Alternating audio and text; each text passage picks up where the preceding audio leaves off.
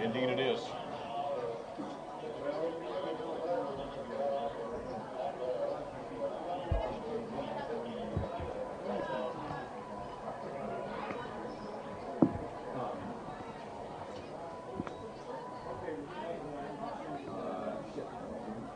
All right, well, we welcome those of you in here on audiosportsonline.com to our Plainfield varsity football broadcast. I'm Rob Kendall. We'll be joined here in just a moment by Lex Zorn.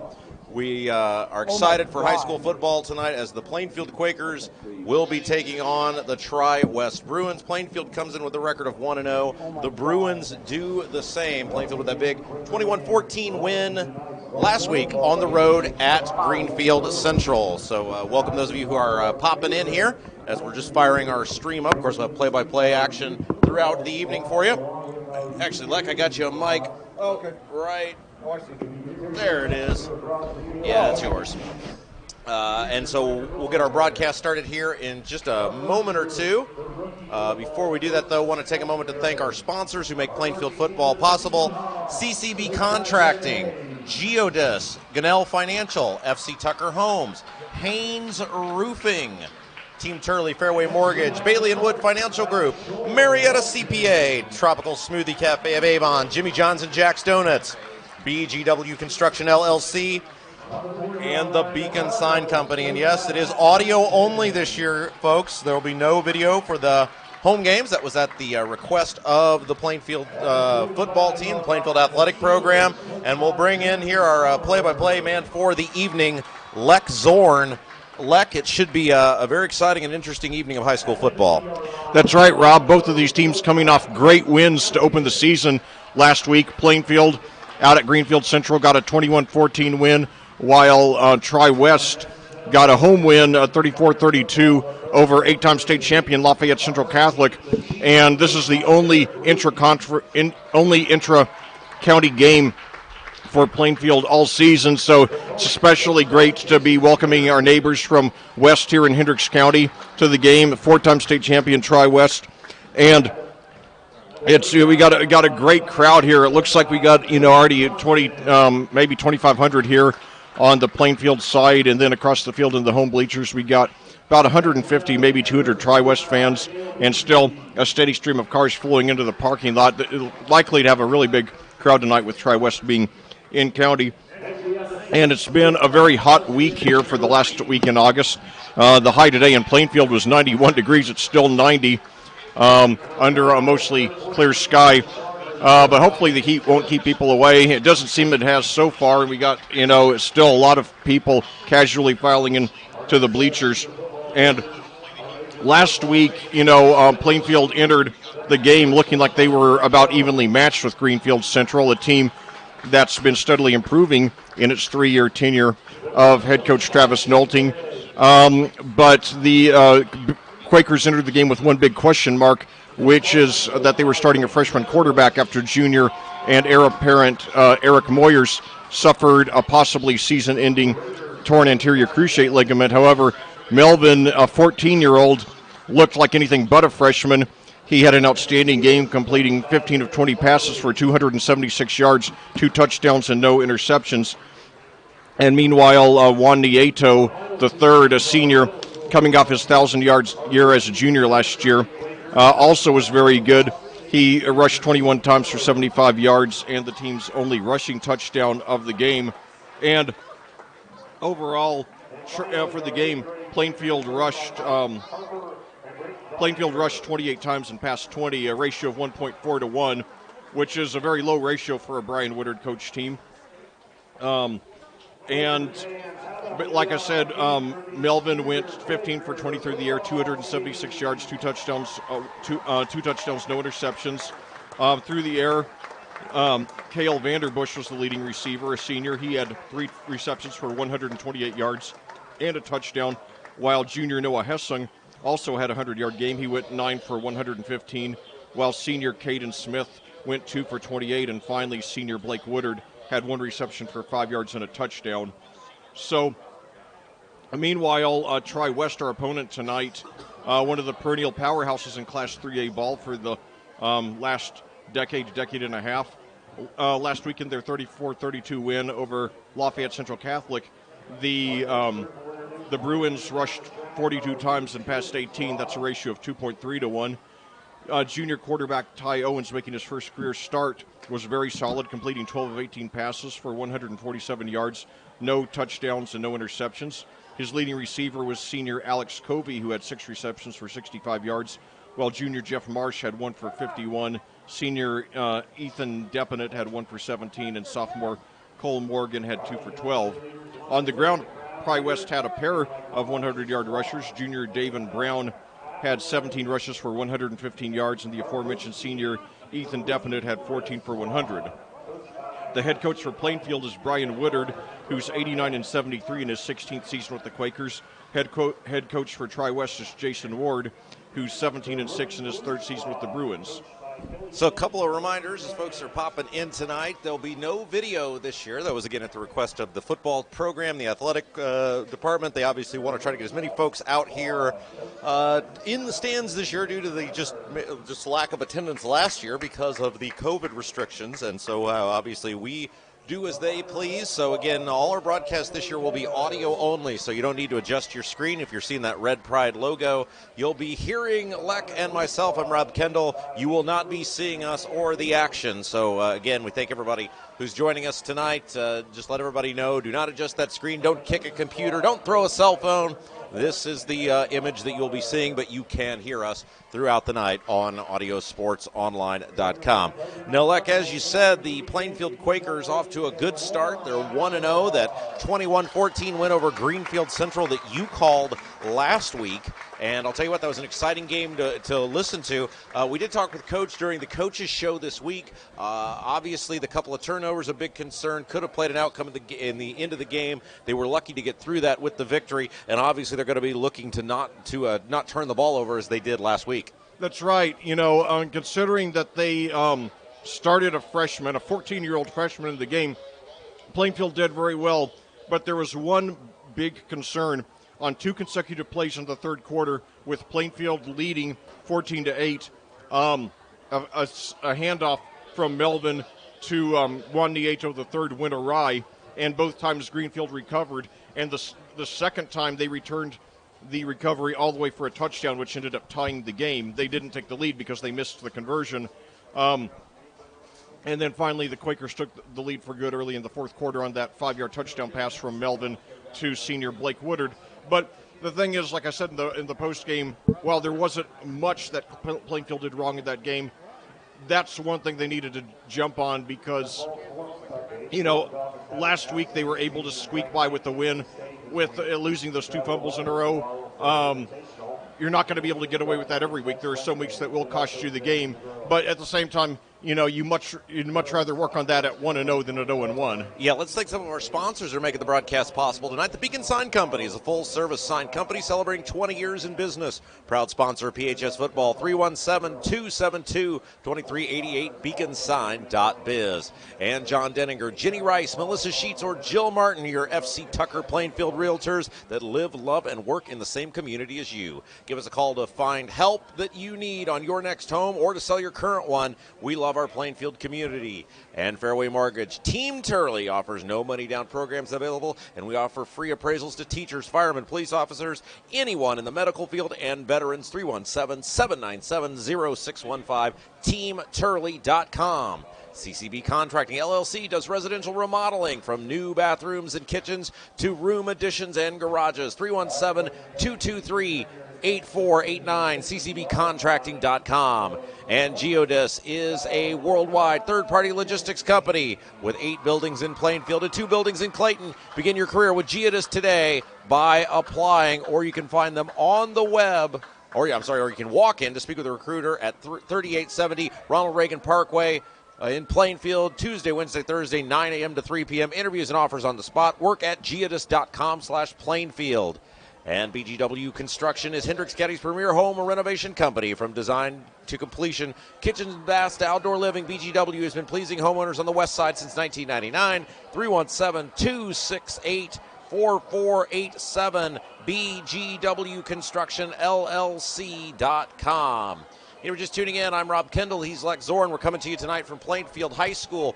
We got about 12 minutes up on our clock. The dance team out on the field, where the Plainfield Quakers with a record of 1-0 will take on the Tri-West Bruins, also with the record of 1-0. And like we talked with Coach Brian Woodard during the coaches show on Monday, it's incredible the performance we saw out of a freshman quarterback. What great numbers in the first game of the year, and it was a real spark to that offense. Oh, yeah, and I hate to sound like a broken record, but, I'm still awestruck a week later. Again, the numbers for Carson Melvin in his high school debut last week, he completed 15 of 20 passes, 276 yards, 2 touchdowns, no interceptions. And not only that, but, I'll tell you, Rob, it's incredible, the momentum swing last week.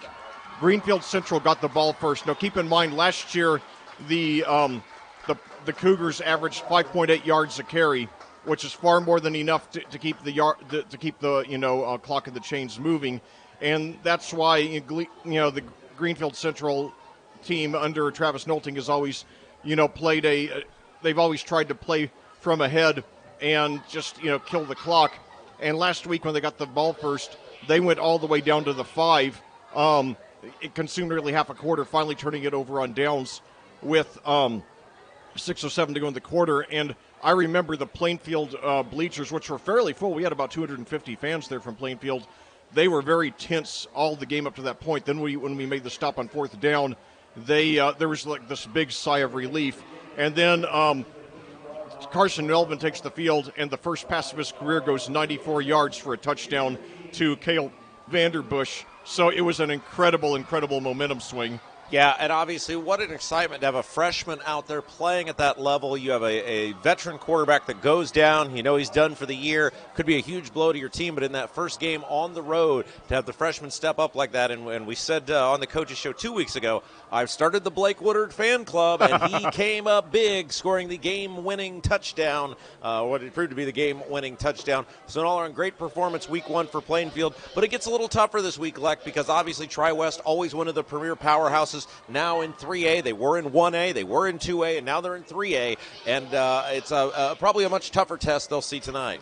Yeah, and it's really interesting to watch the progress of this Tri-West program.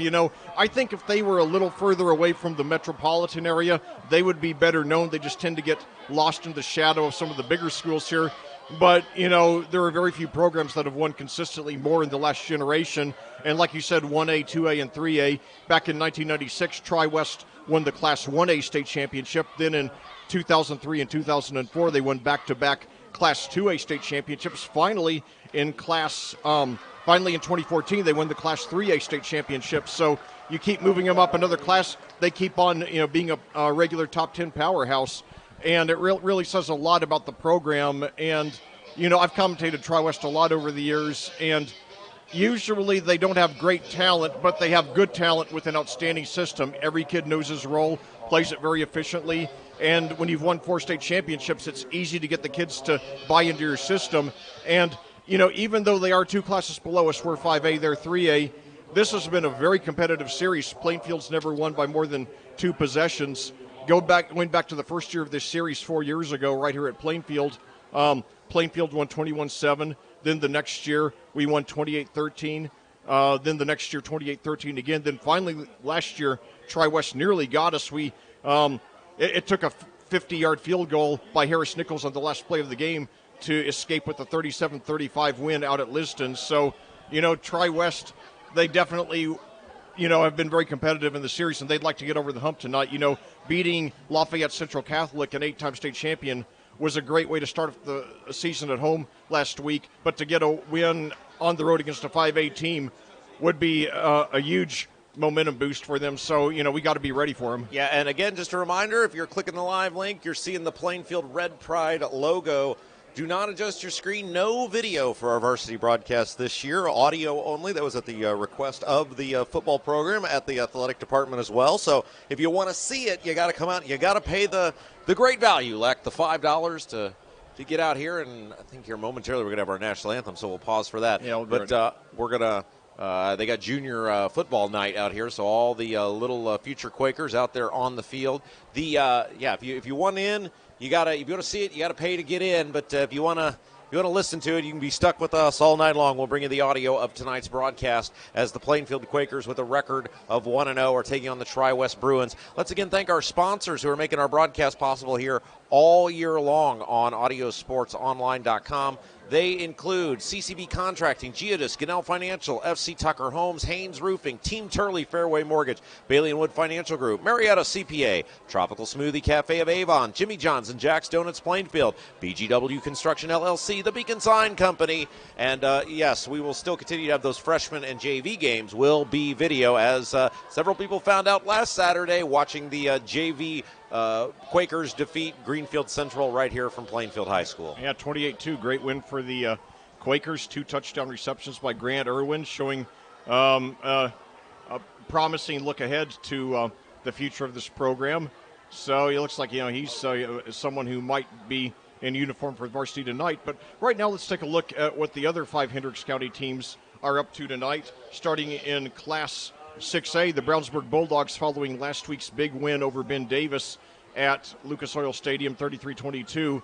The Bulldogs move up this week 2 notches from number 5 to number 3 in the AP poll. And tonight they play their home opener against the number 1 team in Class 5A, the Cathedral Fighting Irish, 13-time state champion. Also in Class 6A, the Avon Orioles try to shake off last week's disappointing home loss to Lawrence North, 26-22, and at that we will pause for the national anthem. For the playing of our national anthem by the PHS Pep Band, or marching band, under the guidance of Michael Carpenter.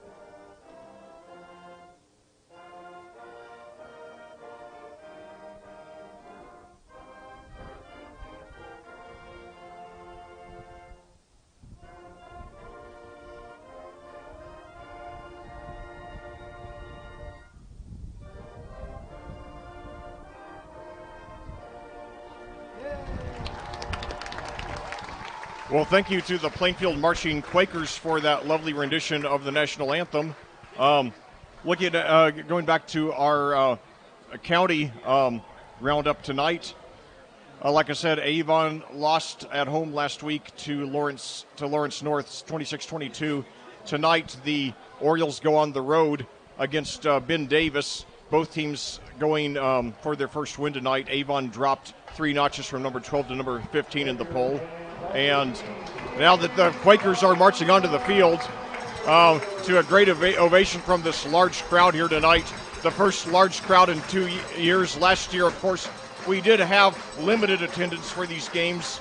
Typically, I think they allowed about 700 or so in here. And it was certainly good that we had a season at all.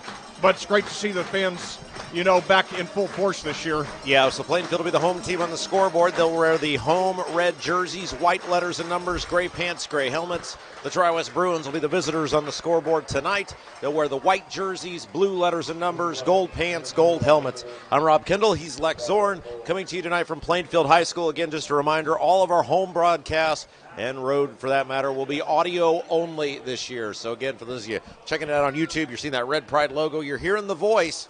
You don't need to adjust your dial. You'll just be hearing us do the broadcast tonight. That's a bit of a deviation from the way we've done it in years past. That at the request of the school corporation, the football program, the athletic department. They want to see people out here, as many people out here as possible. And it turns out, like, we were so good at what we did, some people might have stayed home instead of coming out. Yeah, but nevertheless, we still got a lot of people here in the stands.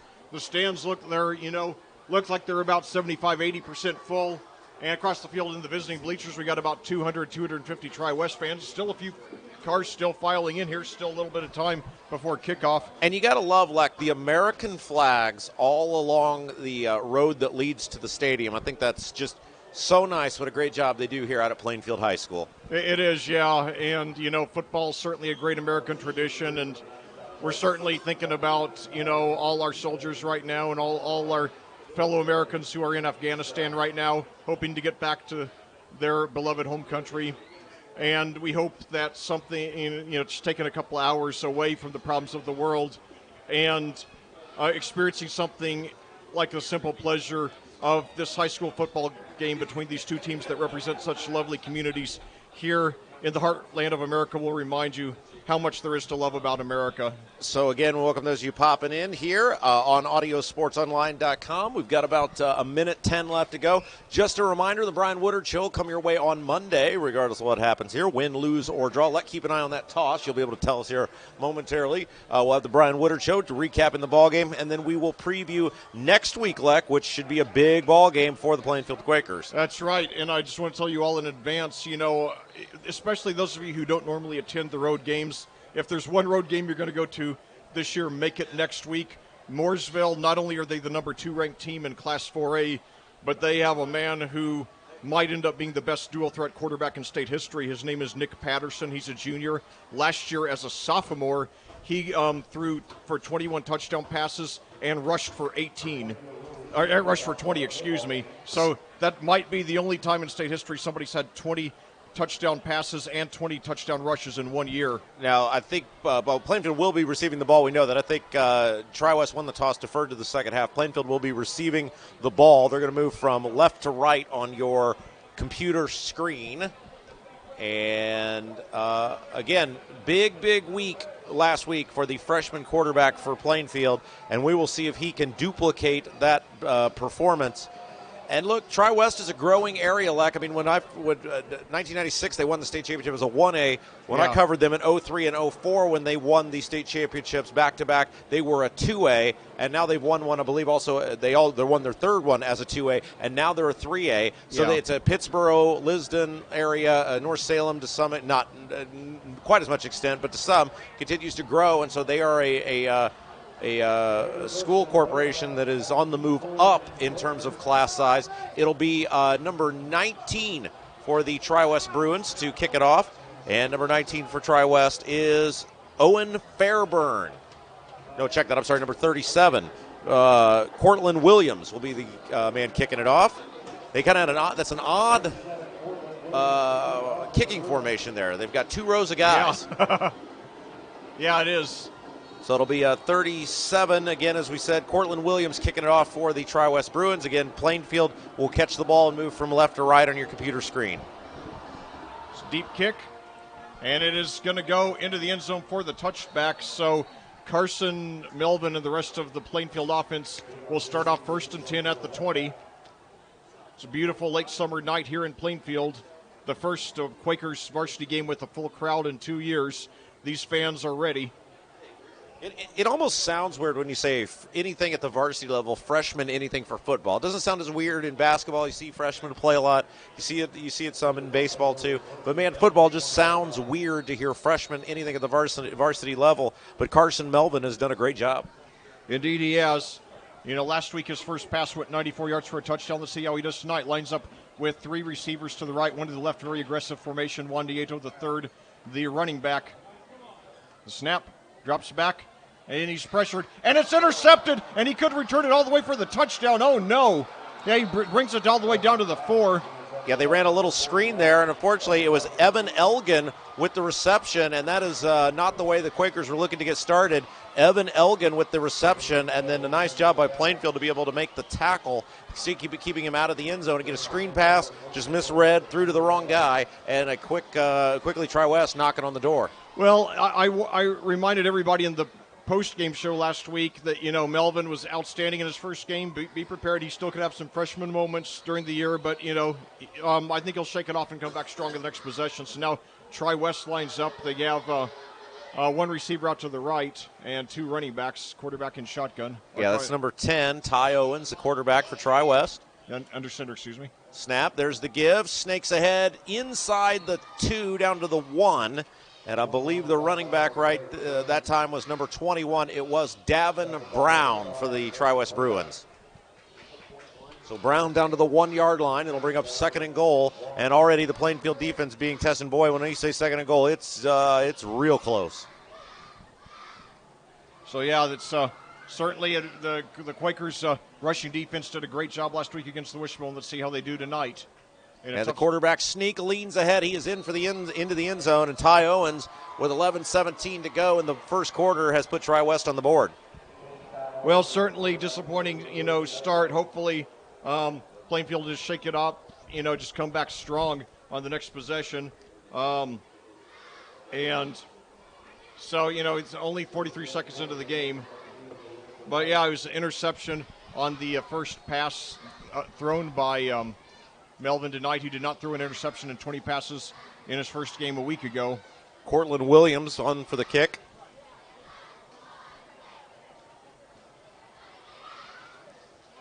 Snap, spot, kick is up, and it's blocked. Nice job. Somebody got a hand in there for Plainfield. Not sure who it was. I think it may have been number 8. Is that right? No, is that an 8 or a 5? He's coming off the field. That's really hard to see those jerseys. It is an 8, and number 8 for Plainfield is Landon Drennan, who I think got the hand on the football. Yeah, and so, it's good they got the block, give us a little momentum, take away a little bit of the wind from Tri-West sails after the excitement of the early interception and touchdown. So now we just get a touchdown and to get a conversion, we got the lead. So the main thing to do is just, like I said, after those, 2 fumbles in the third quarter, you just got to look at it, figure out what went wrong, and fix it and move forward.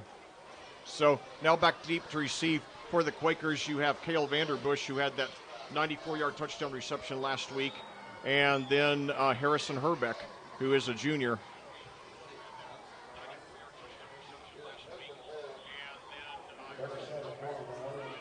So now 11:17 to go here in the first quarter. Your score: Tri-West 6, Plainfield 0. Plainfield intercepted on the first play from scrimmage. Tri-West returned to the force, scored 2 plays later on a quarterback sneak by Ty Owens, missed the extra point. It was blocked. Now Plainfield trying to shake it off and just get those points back.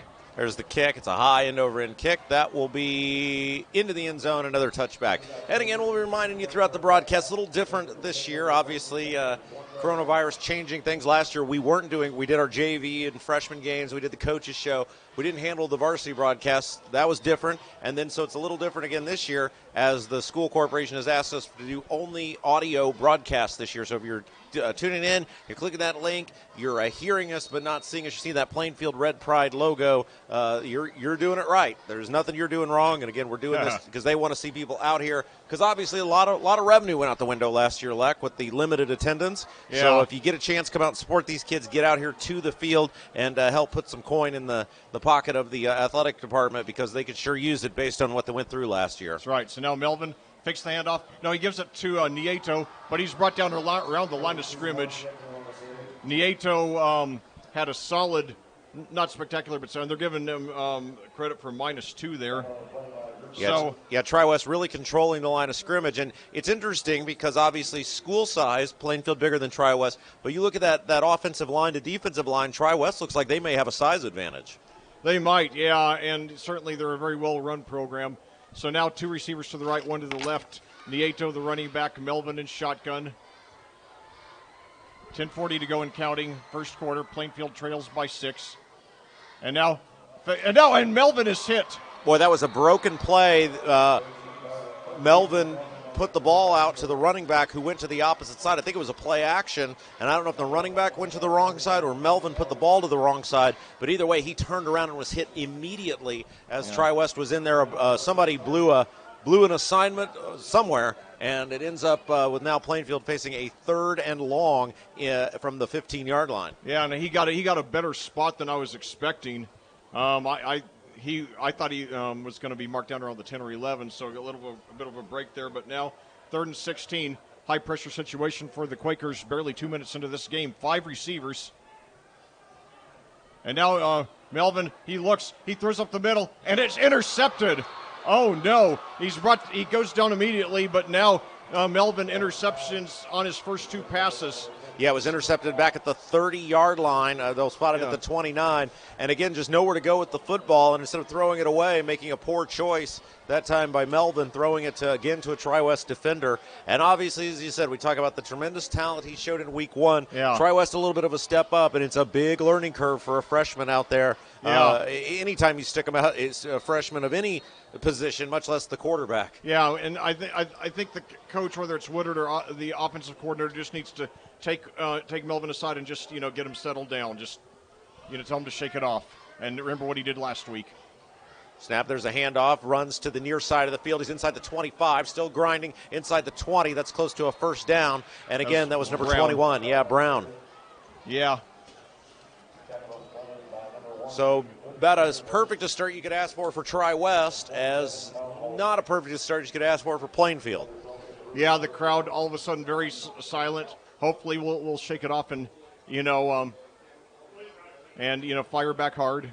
Only down by 6, remember. They did pick up the first down there, Leck. Yeah, they did.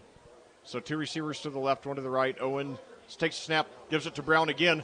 And this time he's got a hole up the middle. He could have another first down. It's going to be really close, within a yard or so. Yeah, he looks like he's going to be about a yard short, just outside the 10-yard line. And no secret to what the Bruins are doing right here. They've run the same play to opposite sides of the field. Both have resulted in about the same 10-yard gain. So 3 for 22 here in the early going for Devon Brown. Now, last week, keep in mind, Plainfield, they were shaky in the beginning against Greenfield Central's Wishbone, then settled down, made some adjustments in the second half, and contained it the rest of the game. Hopefully that'll happen here.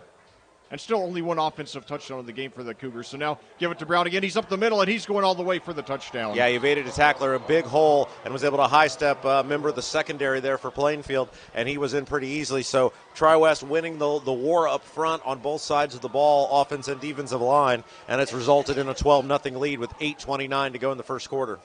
So this Plainfield crowd stunned silent here. So excited, maybe a lot of the fans who did not attend last week's road game at Greenfield Central, came out to see the freshman phenom, and so far he's off to a rough start. His first 2 passes, both intercepted, both setting up touchdowns, and then he also had a sack for a 4-yard loss.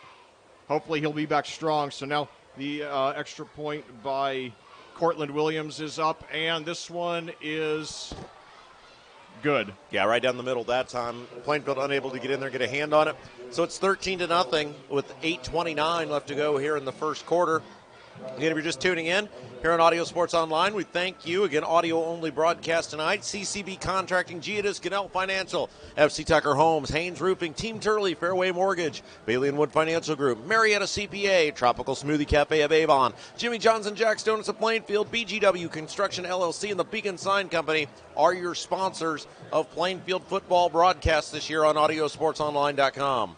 Well, I'll tell you, you look at the history, like I said, this is year 5 of the series between Plainfield and Tri-West. Plainfield won they won the first 3 years by 14, 15, and 15, then won last year by 2.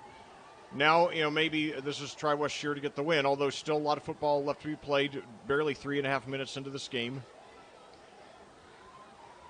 So Cortland Williams, his first two kickoffs went all the way into the end zone for the touchback.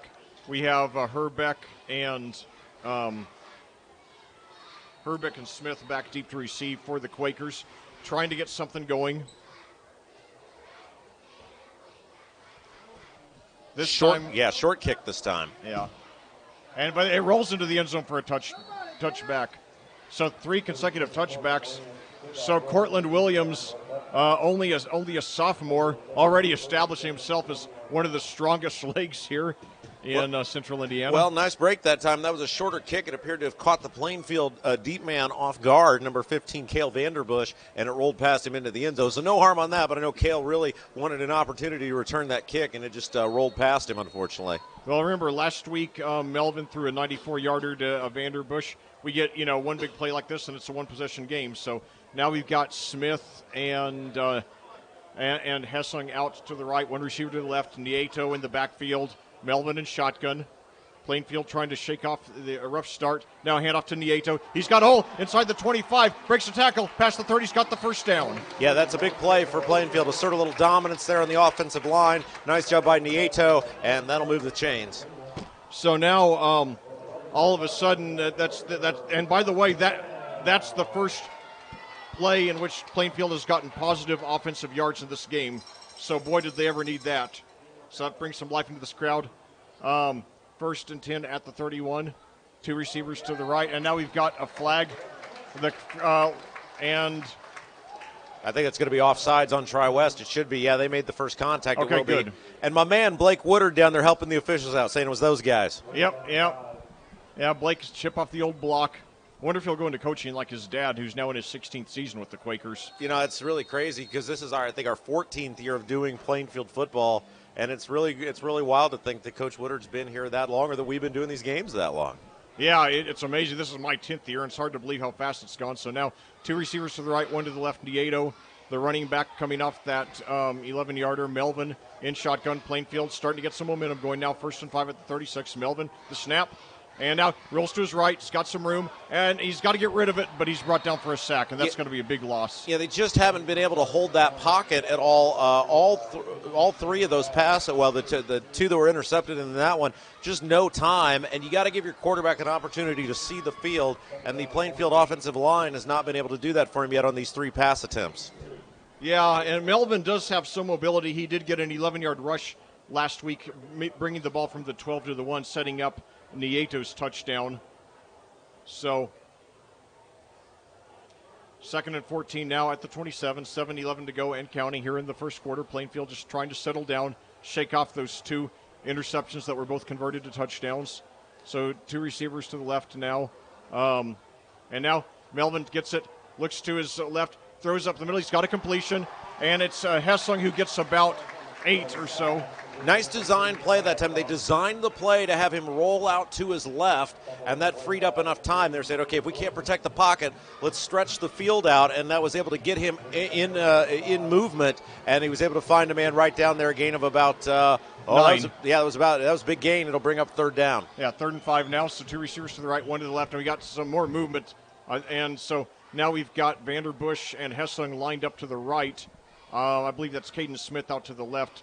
Nieto, the running back, Melvin in shotgun, takes it, hands off to Nieto. He's up the middle. He's going to be close to the first down, maybe a yard short. I like that call, Leck. I like that call especially if you're anticipating, hey, we got to score some points. We got 4 downs to do it. I really like that call. You grind it ahead. You now make it a 4th and 1, and let's see at home if our bigs can move their bigs. I like that call.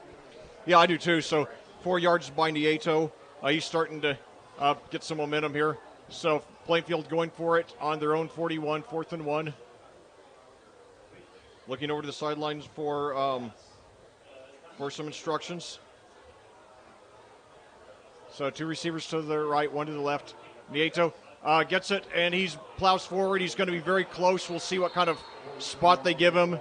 It's going to be very close. Yeah, it looks like he's going to be short. That was not a very good spot. And again, no. Tri-West got a nice push there off the interior line and just know where to go. So good. I like the call. You're down 2 scores already early. You got a chance to move the ball, but the Plainfield line just wasn't able to move Tri-West there, and so the ball will be spotted right at the 40. It'll be 1st down and 10, Tri-West. So now the pressure cranked up on the Plainfield defense because the Quakers, they do not want to go down 3 possessions.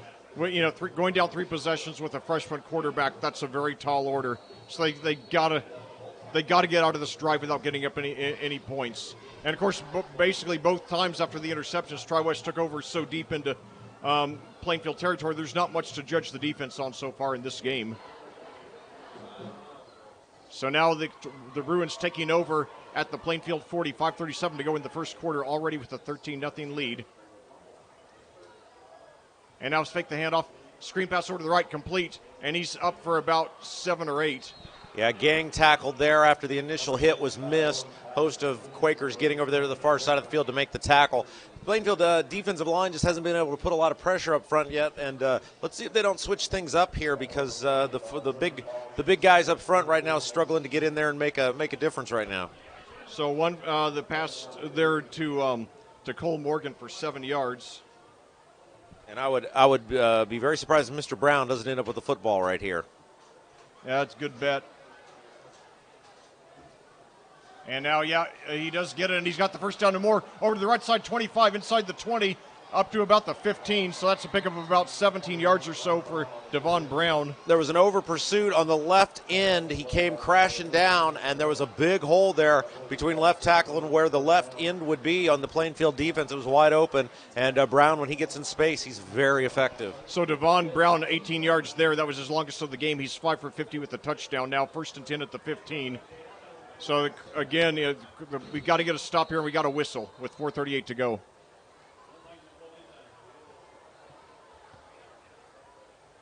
And we'll keep an eye on this weather here, the wind beginning to pick up. I know they made the announcement earlier that where people can go if they need to seek shelter, and obviously we'll keep you apprised. We will keep you informed if there's anything you need to be apprised of. And now movement up front, both sides moving. Let's see who they call it on. They're going to call offsides on Plainfield. And, like one thing, for those of you who have never been to Plainfield's football stadium on a Friday night, you can see you look directly to the east, you can see the airplanes leaving the Indianapolis International Airport. We're getting a good view of one right now. Yes, indeed. So 1st and 5 at the 10 for Tri-West. They're trying to put the dagger in early. Rob, last year you and I saw Avon go down 25-0 to Hamilton Southeastern, then come back to take the lead before losing in the end. But I'd hate to put hand off to Brown, and he's inside the 5. He's got the touchdown. He could have and did he fumble? Ball's on the floor. Let's see who got it. Tri-West saying they got it. Plainfield saying they got it. Tri-West signaling touchdown. Let's see. No signal yet. I haven't seen the referee signal touchdown though. No, they're going to rule him down. They're going to say he was down by contact, so it didn't matter. That scrum meant nothing. That's one of those ones on review might be overturned, but I don't know if you know, there ain't no review in high school football. That's right. Yep, that's right. So that's but now nevertheless a tough situation for the Quakers to be in. 1st and goal at the 1 for the Bruins. The Quakers in danger of going down 3 possessions in the first 8 minutes of this game. As quarterback sneak by Ty Owens, we got a flag. It looks like he got in, but will it count? Yeah, flag came from the back portion of the field, and it looks like it's going to be on Tri-West based on the Tri-West coaching staff's reaction. Oh, they're going to call push. Is that right? An illegal push? Let's see.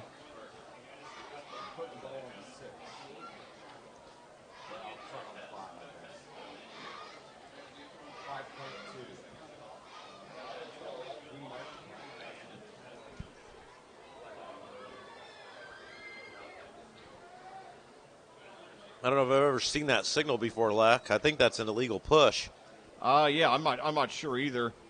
Either way, it's a 5-yard penalty on the Bruins, so that'll move them back just outside the 5, 1st and goal. So a little bit of a break for the Plainfield defense.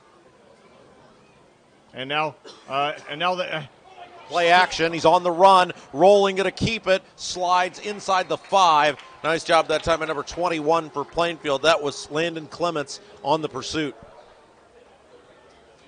So Plainfield still with a fighting chance to avoid going down 3 possessions here.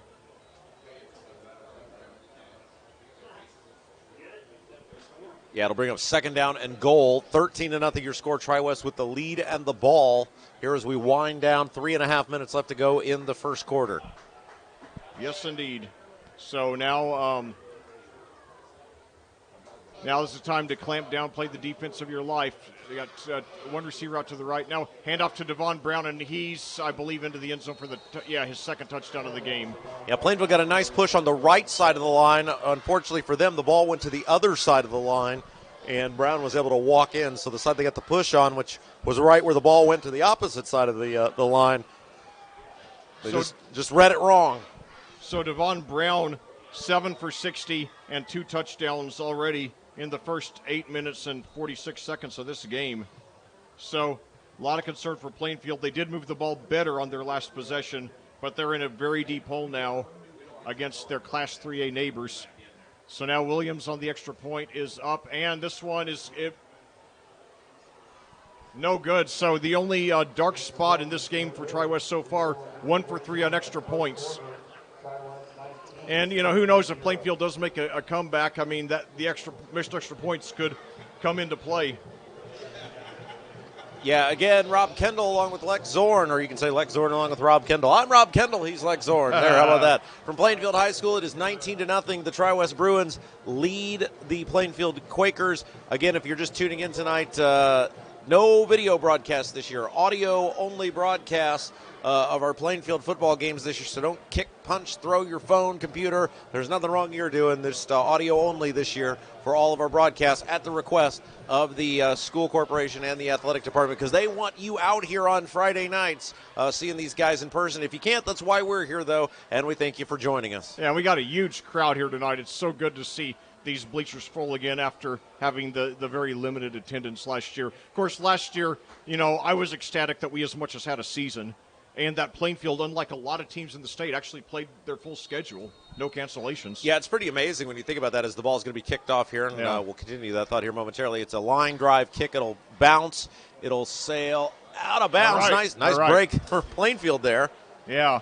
And so it'll be good field position for the Quakers, their best of the ball game. Yeah, it is interesting, Leck. I mean, Plainfield, to their credit, especially, being able to partner up there with Carmel in week 1, was able to play that full season. It really is a testament. Coach and I talked about it a lot during the Brian Woodard show last year, and we'll talk about it this year as well. It's a testament to the kids. It's a testament to the parents. It's a testament to the program that they run out here, that they were disciplined enough to do all the things to have a full season. Yeah, they were, and we were, very competitive in that game against Carmel. I mean, to lose by 25 to Carmel on 4 days' notice, that's pretty good, Yeah, it's real good. Yeah, I mean, they routinely beat teams by margins in the 40s and 50s. Snap. Nieto plows ahead, gets a push about 3 yards up to the 38. So bring up 2nd down and 7 for the Quakers. Rob, what is a Bruin? It's kind of bear, isn't it? It's a bear. Yeah, it's a bear. Yeah. Yeah, I always have fond memories with Tri-West. I announced both their 2003 and 2004 state championship runs, and so it was great to be able to be there. I was down on the field at what was then the RCA Dome. Yeah. When they scored the 1-0-3, kind of they adopted me as part of the team. There's a pitch. Now Nieto. And then he's up for about 3 or 4. It's going to be third and about 3 or 4. Yeah, and so they were very kind enough, kind of made me the adopted son of Tri-West football that year, and then covering them again the next year. So always fond memories with those guys as well. But big 3rd down coming up for Plainfield. It's going to be about third and about 4. Ball's just outside, just past the 41. They need to get to the 45. And again, like you're probably in 2-down territory here. Yeah, I think they'll go for it if they don't get the first down here. I mean, down 3 possessions, they got to get something going. So, one receiver at each side now. Melvin drop back, throws deep down the left side, incomplete. And he wanted the receiver on the far side over there. That was number 3, Caden Smith. He wanted some help from the officials, maybe an interference call down there, but looked like pretty good defense. And the Plainfield punt team's coming on. They could do a fake here. Coach Woodard is one of the more adventurous coaches who I've, had the pleasure of commentating in these 10 years with Audio Sports Online. And, this is a time, the game where, you'll try just about anything. And I think when Plainfield gets settled down, I think they'll be okay. The question is, are they in too deep of a hole? So now, the punt hits at the about the 39, takes a nice Plainfield bounce, and it dies about the 32. So for once, Tri-West now starting its 4th possession of the game, and this is by far the furthest back they've started. Their first 3 drives were started, at the Plainfield 40 or closer. That's part of the reason they have a 19-0 lead now. So the Bruins now going back on offense at their own 32. The lights are on here, 7:27 your time of day here. A beautiful late summer evening here in Plainfield. It was a scorcher of a day, 91 degrees for the high, but now we have a nice breeze coming into the press box here. So Tri-West doesn't pass a whole lot. 2.3 rush pass ratio last week. Now they send 2 receivers to the left, 1 to the right. Owens in shotgun. Hands off to Brown. They're right on top of him this time, though, and they bring him down for maybe 3 or 4. Yeah, nice job crashing down there from the right end. That was number 8, Landon Drennan, coming in for the tackle, coming from that linebacker spot. So they give Devon Brown credit for 3. He already has 2 touchdowns in this game. He's 8 for 63, averaging nearly 8 a carry. So now same formation again. Ty Owens Jr. is the quarterback for Bruin for Tri-West. And now again to Brown, and they got him down for just a yard or 2 this time. Yeah, and again it was Drennan, and this time from the linebacker spot coming up more towards the middle of the field. So Plainfield really sniffed that one out. Great couple tackles there by Drennan, and we'll see if this 3rd and 5 with just under a minute to go in the first, if Plainfield can finally get the Tri-West offense off the field. That would be very big. So now 2 receivers to the right, 1 to the left. Devon Brown, the running back, Owens in shotgun. The receivers to the right are Jason Moore and Nick Joyner. 35 seconds to go and counting in the first quarter. 5 on the play clock. Now a handoff to Brown, but he's got the first down and more past the 45 up to about the 47. Yeah, they really caught Plainfield off guard that time. They were thinking pass, and they did that little stretch play right off the right side, and there was a big hole there up to about the 47. So a 10-yard gain. The clock resumes with 22 seconds to go. Tri-West does not have to run another play in this quarter. It looks like they will not. So Devon Brown, an outstanding first quarter, 10 rushes, 75 yards, and 2 of his team's 3 touchdowns as Tri-West has a surprise 19-0 lead. So 3, 2, 1, and that's the quarter. All right, let's thank our sponsors who are making our broadcast possible this year on Audio Sports Online: CCB Contracting, Geodis, Gunnell Financial, FC Tucker Homes, Haynes Roofing, Team Turley, Fairway Mortgage, Bailey & Wood Financial Group, Marietta CPA, Tropical Smoothie Cafe of Avon, Jimmy John's and Jack's Donuts Plainfield, BGW Construction LLC, and the Beacon Sign Company. Again, I'm Rob Kendall along with Lex Zorn. We're coming to you live tonight from Plainfield High School, where the Quakers with a record of 1-0 trail the Tri-West Bruins, also with a record of 1-0 by a score of 19-0. Again, audio-only broadcast this year for us here on Audio Sports Online, breaking with that tradition we've had for a long time of doing video at the home games, but the request of the school corporation, only audio this year. So if you want to see them at home, you got to come out and pay the $5. What a deal it is. But if you can't make it, that's why we're here. And Lek, rough first quarter for the Quakers. We'll see if they can turn it around here in the second. Yeah, certainly they entered the game on an emotional high coming off that big-time win out at Greenfield Central last week. Carson Melvin, the 14-year-old freshman, was brilliant, looked like anything but a freshman in his debut last week.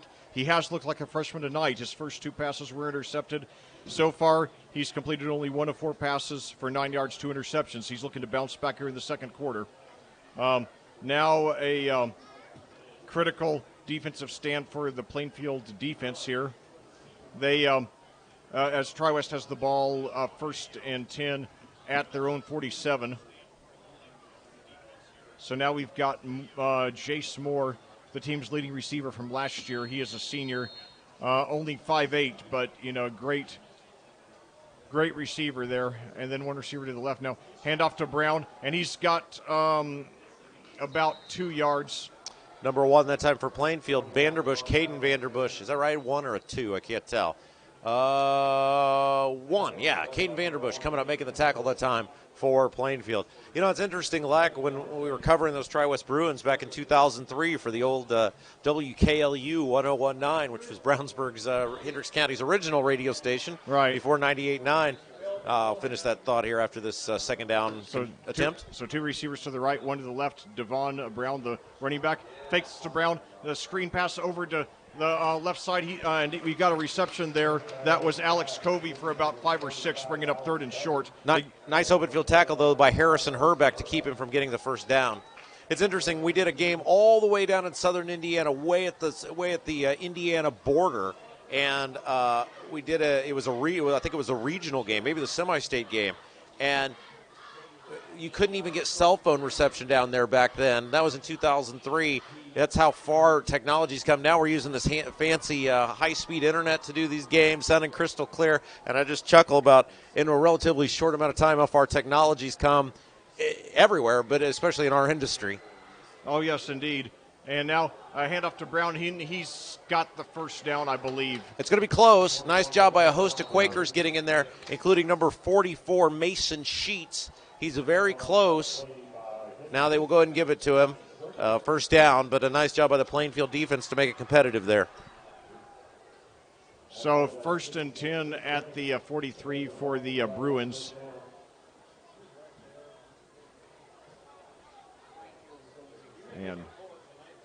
And now Tri-West, obviously, with this big lead, really going into clock protection or clock movement mode. Yeah, and they probably won't be quite as good they probably won't be quite as good at it as Greenfield Central with the Wishman would have been, but Tri-West, they again a 2.3 to 1 rush pass ratio last week, so they can be pretty good at it, especially if Plainfield isn't able to contain Devon Brown enough. And now we got a timeout here with 9:57 to go. Yeah, timeout called on the field. And it'll be interesting to see because Tri-West really hasn't the passes that they have completed.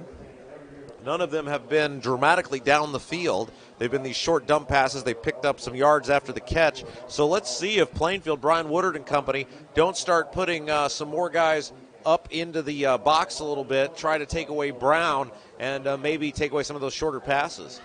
Yeah, and last week, they made some adjustments at halftime, and they were more effective in the second half against that wishbone of Greenfield Central. So they could do that here. But the thing is, the offense is going to have to get something going. They're going to have to sustain a drive, and that's something that they haven't been able to do yet. So it'll be first down and 10 when we return. 9:57 left to go in the first half. Plainfield trails it by a score of 19-0 against Tri-West. Well, it's great to be back here, for my 10th year of covering Plainfield Quakers football. Plainfield's become like a second home for me. I've commentated dozens of Plainfield events, not only in football, but also boys and girls basketball, baseball. And it's a great program here in the Indiana suburbs with very high ambition. And, with already a lot of great memories of state championship in basketball back in 1999. Trip to the state championship game in football in 2000, and I still think the best is yet to come for this program. But anyway, back to action here. Sorry, go ahead. Out of the gun, there's a pitch to the far side of the field. Brown cuts it back, hit by a host of Quakers, drives forward, still gets about 4 yards. But Plainfield, nice job to keep him hemmed in that time. Yeah, like I said, the thing is,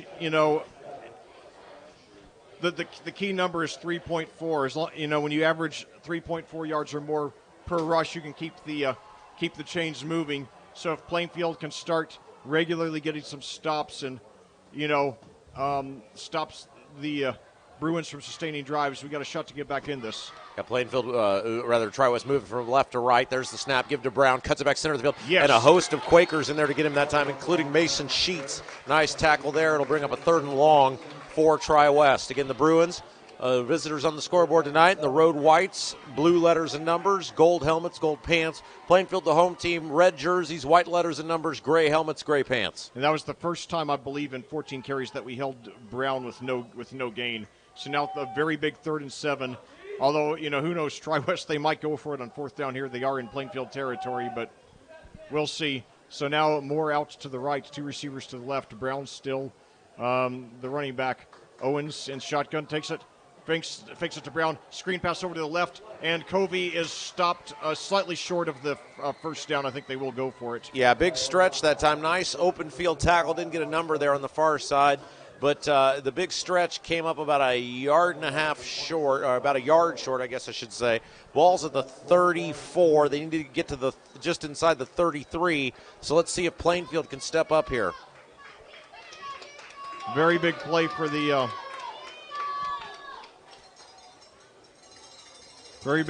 Quakers defense. Very big. Under center. And whistle. And Plainfield takes a timeout here.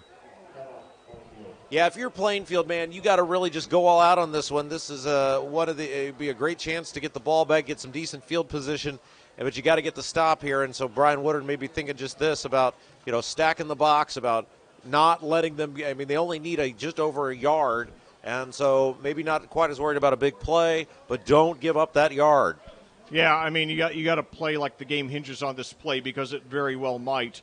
I mean, if Tri-West gets a 4-possession lead, it is not impossible, but I mean, less than a 1% chance that Plainfield would come back from that.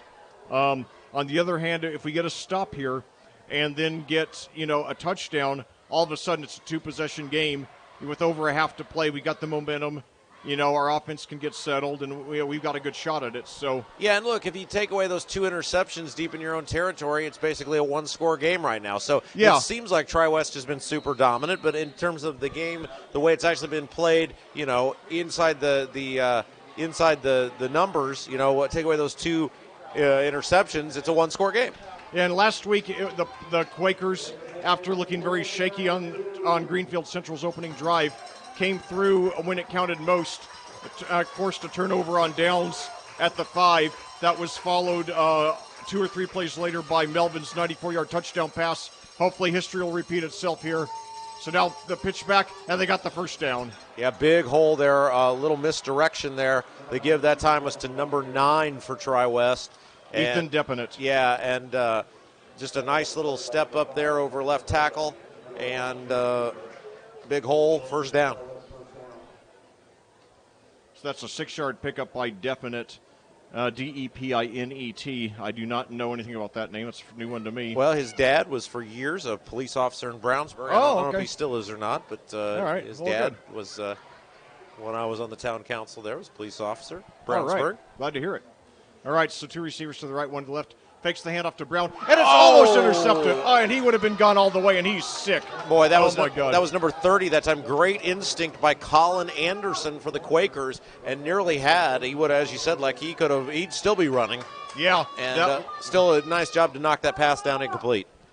Yeah, so definitely, but you can see the hunger of the Quakers that they know they need a big play. They know they need a momentum changer here. Yeah, and I'd say, if you're Tri-West, probably all the more reason to just keep handing the ball to Brown. Yeah, and that was only the fourth pass of the game by Owens. He's 3 for 4 now, 18 yards. So even the passes he's thrown have been very low risk. So now more to the right, 2 receivers to the left now. Pitch back to Brown over on the left side. He's got some room inside the 25 and up to about the 20. Knocked out of bounds. It's going to be close to the first down. Yeah, he's just so good at finding just a little sliver of room there and sliding in between it. He just does such a great job at that. Really has good vision. Yeah, so they give Brown credit for 9 there. He's 15 for 91 now, along with the 2 touchdowns. He's the guy you want on your high school fantasy team this week. 7 minutes exactly left to go in the first half. Tri-West with the lead and the ball at the 20-yard line of Plainfield. So now let's see. We've got Jeffrey Marsh now to the right, along with Moore. And now a handoff there to, I believe that was Brown again. He's got the first. That was number 9 again. Oh, that was Deppinett. Yeah. Yeah, Deppinett. Yeah, okay. So Deppinett got 6 yards on his first carry. He gets 2 on that one. Good enough for the first down.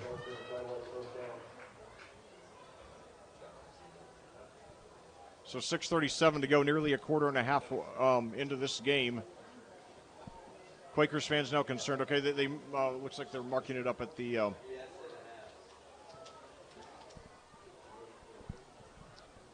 about the 15. So now handoff again to Brown, and this time now we got a late flag. He's up to about the 13, so it'd be a short gain. But as they say in the business, it's in the area of a hold. We'll see what we get. It is a hold.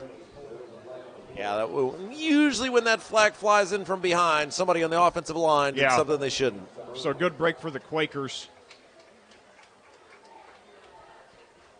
Want to thank some of the folks that made it possible for us to be out here. Of course, the entire Plainfield football program, but also the athletic director, Tori Rodkey. Certainly appreciate him. Assistant athletic director, Pat Cavanaugh. We appreciate the superintendent, Scott Ollinger, and the principal, Patrick Cooney, here at Plainfield High School. We appreciate all those folks making it possible for us to be out here and bringing you Plainfield football all year long here on Audio Sports Online. So now the ball moved back to, looks like the 25. 6:18 to go here, and we got some movement at the line, but no flag. Moore and one other receiver to the right, 2 receivers to the left. Brown in the backfield. Owens takes the snap, drops back. He's got plenty of time, throws into the end zone, and it's batted down. Yeah, it had a host of Quakers back there. The intended target that time, Lek, was number 35 for Tri-West, Alex Covey, but a host of Quakers in there, a couple in front and a couple behind, so they really had that sniffed out well. And we talked about Tri-West's lack of attempts to go deep down the field. They did try that time, though. Yeah, I'm surprised with a 19-point lead that they would try a high-risk play like that could have easily been intercepted. But nevertheless, a 2nd and 18, so good position for the Quakers defense. The main thing, they got to get out of this drive without letting Tri-West get any points, or at least not a touchdown. So now we got a high pressure on the quarterback, and it's a rush pass incomplete. Great job that time, number 8, Landon Drennan, applying the pressure, came in untouched, and it was a good thing because they were looking for a little screen pass there, but the play did not get time to develop. It fell incomplete. It'll bring up 3rd down. So now 3rd and 18, and Williams has not looked good on it. I mean, he's looked on his kickoffs. He has not looked good on his extra points, only 1 for 3. So presumably if they don't get a touchdown here, then they would not go for a field goal unless maybe it was very short range. So, and again, Tri-West, they have not made big offensive plays in this game, just a lot of very efficient plays. So now handoff to Brown. He's up the middle. They'll likely just try to take away the big play. He gets about 5 or 6. They can afford to let him have that. And now it'll bring up, as you said, 4th down. It appears the offense is going to stay on the field here for the Bruins. And this may be as much about, look, the worst thing that happens is you turn it over deep in their deep for the Quakers. They got a long way to go versus trying to kick where maybe it gets blocked, maybe it's missed, maybe it's returned. So you're mitigating risk, really, by going for it on 4th down. So I assume Plainfield will just be very conservative on defense, just try to take away the big play. 5:23 and counting. Left to go in the first half. It's 19-0 Tri-West, and a big opportunity here for the Quakers. So now it's a snap, handoff to Brown. Now a pitch back, and now a flea flicker. Yeah, throws into the end zone. He's got a man, but he's out of bounds. He's out of bounds. Out of bounds. Boy, yes. There was about 9 different laterals there that time. Good job by the Bruins to keep that play legal the entire time. Yes. and they had a man who just ran out of real estate. That was, again, we've mentioned him several times tonight, number 35, Covey, down there as the intended receiver. And you only got to get 1 foot in high school, but he was a foot or 2 away with 0 feet in. Now, keep this in mind. Tri-West gets, there's 5:07 to go here in the second quarter. Plainfield's trailing 19-0. Tri-West gets the ball first to start the second half. So with Plainfield, you got to get a score on this possession. That's all there is to it. Yeah, obviously a big possession, an opportunity here. They'll have the ball at the 21-yard line. All right, so 2 receivers to the right, 1 to the left. Nieto, the running back. And now Melvin, screen pass over to the left. He's got the completion there to Vanderbush, and he's got the first down. Boy, that was a dangerous pass. Like it came to the near side of the field. It was up in the air for a long time, but nice job by Vanderbush to make the catch and then move forward to pick up the first down. Indeed, so that's a 17-yard rush. That's 17-yard gain there. Only the second completion in the game so far for Melvin. So 1st and 10 at the 38 now. And now screen pass to Hessing. He's got the completion, and he's up for about 6 yards and out of bounds. So a good start to the drive. Yeah, again, they were lucky on that first pass because that was up in the air for a long time. The Tri-West defender laid off instead of going to the ball. It was a big play. That time a little more secure pass, a much shorter pass, but still a nice gain for the Quakers up to the 45. Yes, indeed. Plainfield moving from right to left as Melvin's working out of the gun. Nieto, the lone man in the backfield, 2 receivers to each side of the field. So now 4:37 to go. Plainfield has gotten 24 yards in these first 2 plays of the drive, both completions by Melvin. And now he rolls over to his right, but he's brought down for the sack. Yeah, big play that time. Depanet in there on the hit. A couple of other Bruins in there on the hit. Loss of about 4 yards or so. Going to move them all the way back. It'll bring up a 3rd down and 10. And I just haven't been able, anytime he's been on the move, Tri-West has done a nice job of crashing down on Carson Melvin, and he hasn't been able to really extend many of these plays. And I'll tell you, a huge 3rd down and 9 here, and I wouldn't be surprised if they took a timeout because this is a very important game, and I think they are going to, well, maybe not, 12 seconds left. I thought I saw one guy about to signal for it, but maybe not. So 2 receivers to each side. 5 seconds on the play clock now. There's a handoff there to Nieto. He's got something. He's going to be short of the first down, but he got about 6 or 7. Well, they may have made a calculated risk here. Nope, now they're going to send the punt team on. I thought maybe they may have made a calculated risk and said, hey, we're going to give 2 cracks at it. Let's see what we can do. But again, with that freshman quarterback back there, just not wanting to take the risk. Well, that means the pressure is going to be on the Plainfield defense to start off, because Tri-West does get the ball first to start the second half. So now 3:23 to go and counting. But remember, though, Plainfield does have 3 timeouts left, so if they get the ball back, they might be able. And now a huge punt inside the 15, caught up by, and now brought up to the 10, 25, and now just shy of the 30. That was Landon Ross there. He is a sophomore for Tri-West. 3:06 to go. The Bruins take over at their own 29. Aiden Crouch in there on the tackle that time, number 94 for Plainfield. Nice job hustling down the field to make that hit. So now Plainfield, we just hopefully a 3 and out, because Plainfield does have all 3 timeouts left, so we get the ball back in a minute and a half or so. Then, we will have time to do something. The offense, the last couple of possessions, has done a little better. But the thing is, I think the problem is now that Tri-West is going to be geared simply to take away the big play. So now 2 receivers to the right, 1 to the left. Owens in shotgun. Devon Brown, player of the game so far in the backfield.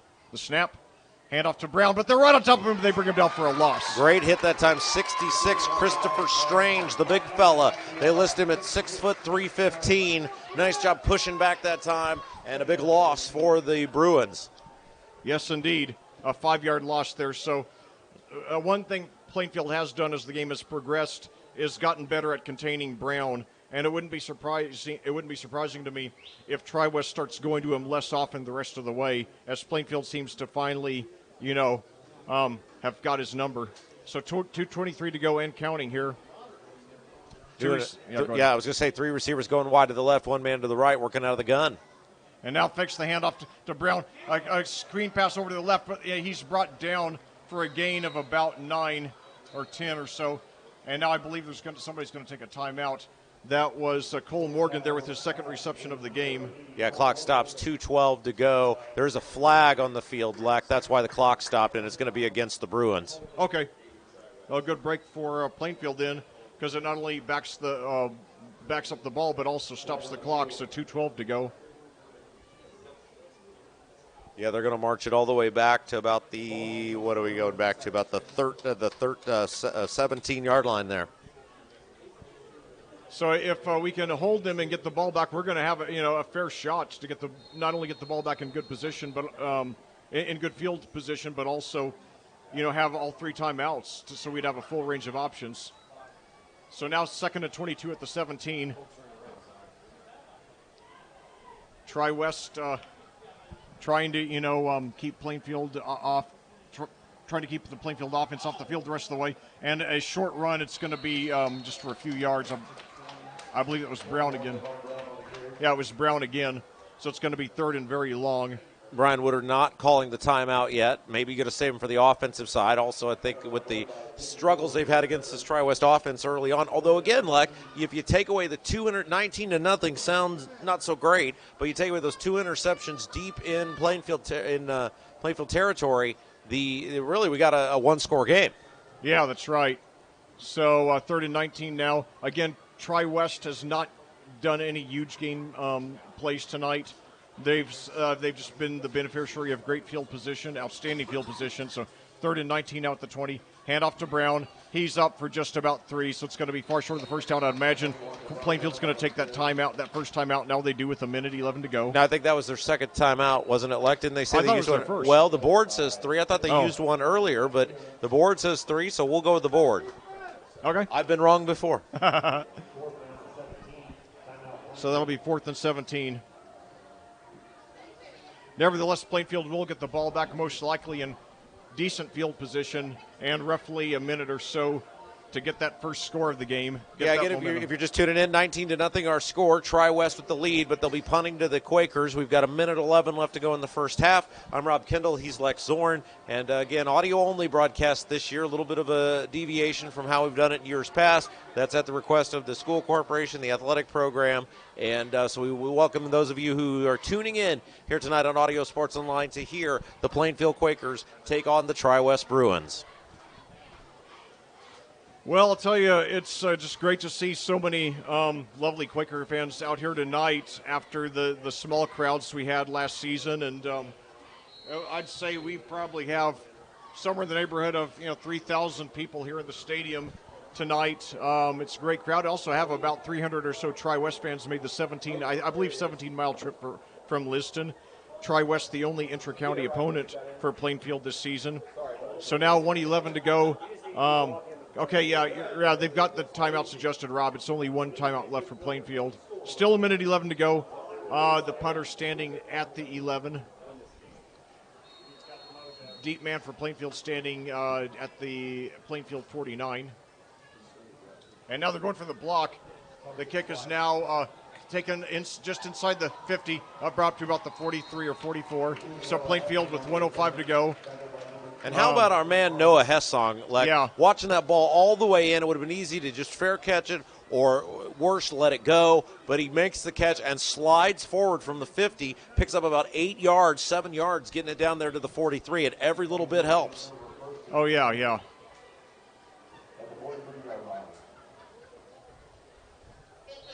Yes, indeed.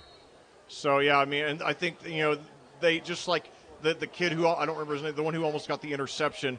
These kids know they really could use a big play right now. So 1:05 to go. Plainfield taking over at the Tri-West 43, the best field position of the game. Colin Anderson, yeah. So now the Quakers, two receivers out to their two receivers to each side now. Nieto, the running back. Melvin, the freshman, and now a screen pass, and he gets about 3 yards and knocked out of bounds, so the clock does stop. No, now they were waving it forward. I think they were going to call him down before he got out of bounds because he was hit initially inbounds. So that's a bit of a bad break for Plainfield that time. And now they're a little out of sorts as they're trying to get everybody in the right position here. 45 seconds and counting. They do still have 2 timeouts left. 4 yards on that completion. And now Melvin, and now he's got to get rid of it.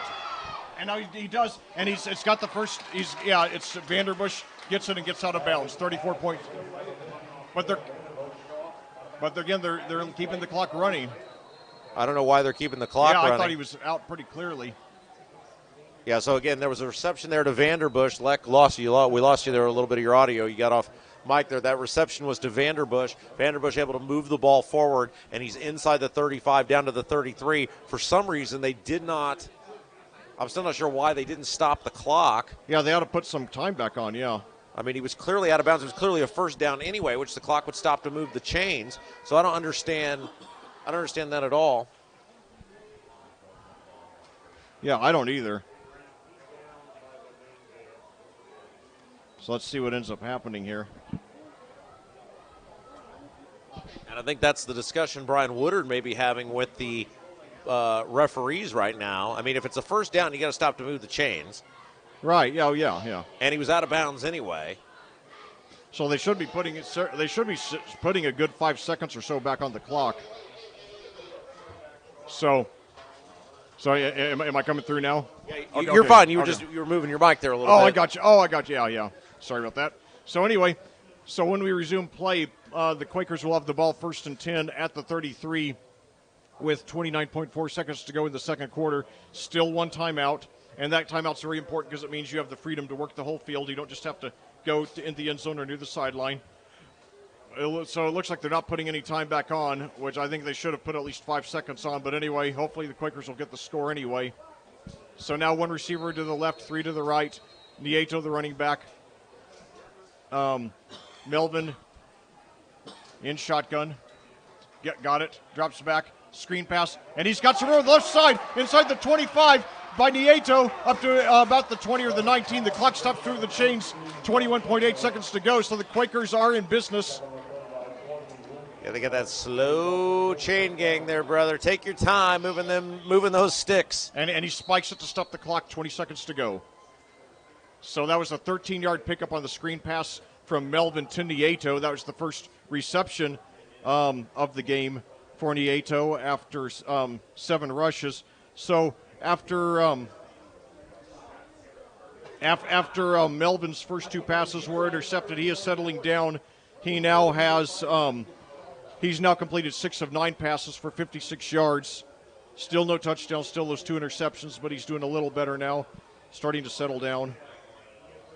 Second down from the 20.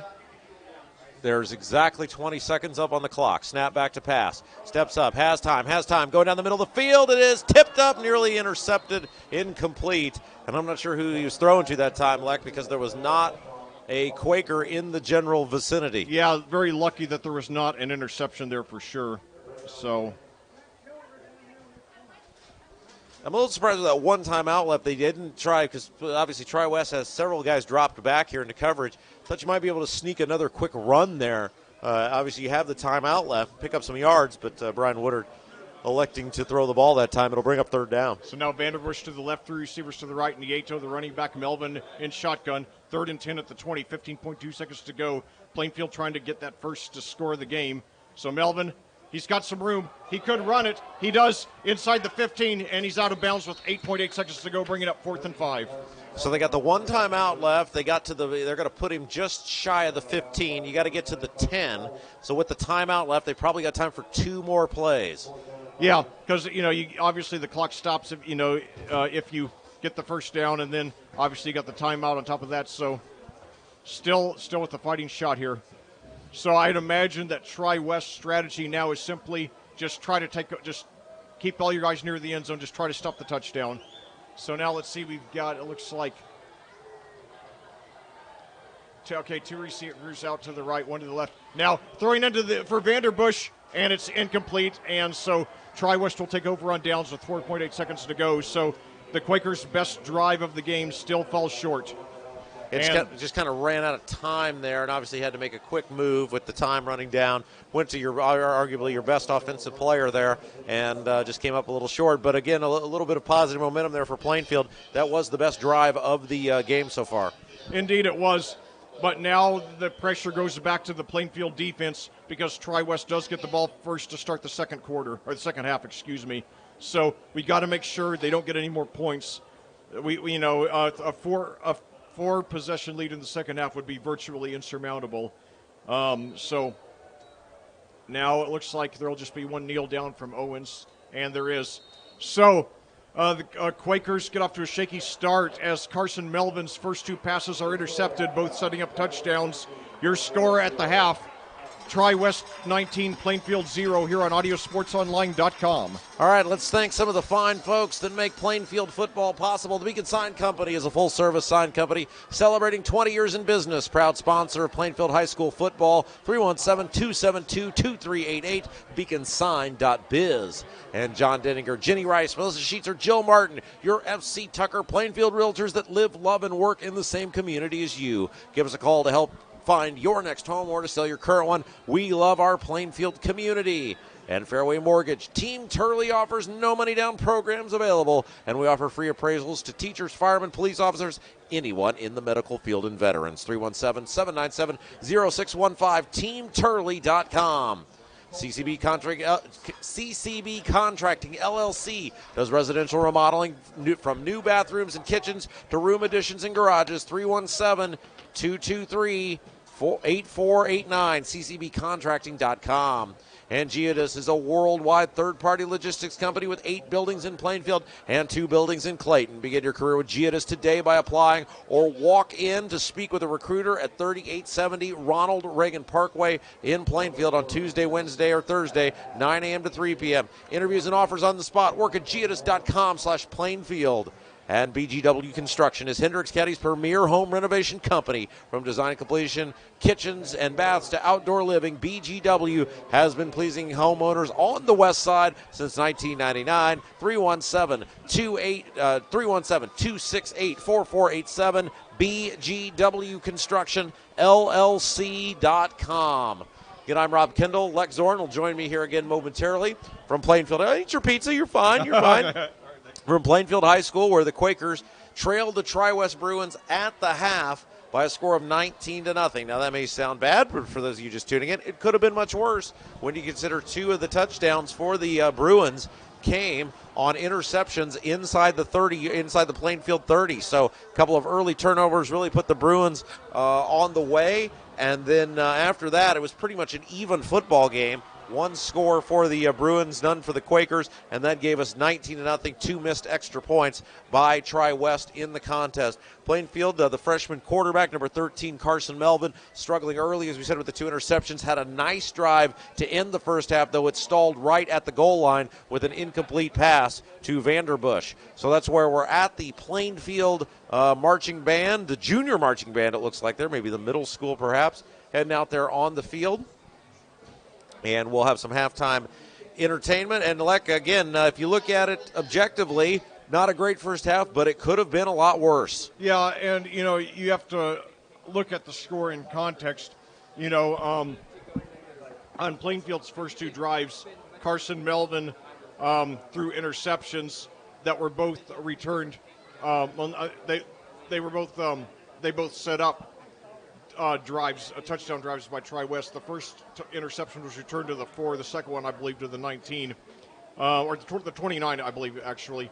And then after Tri-West got that 13-0 lead off the 2 touchdowns and an extra point, then on Plainfield's next drive, they drove up to their own 40, went for it, turned it over on downs, and then Tri-West on their ensuing drive got another touchdown and failed conversion, making the score 19-0.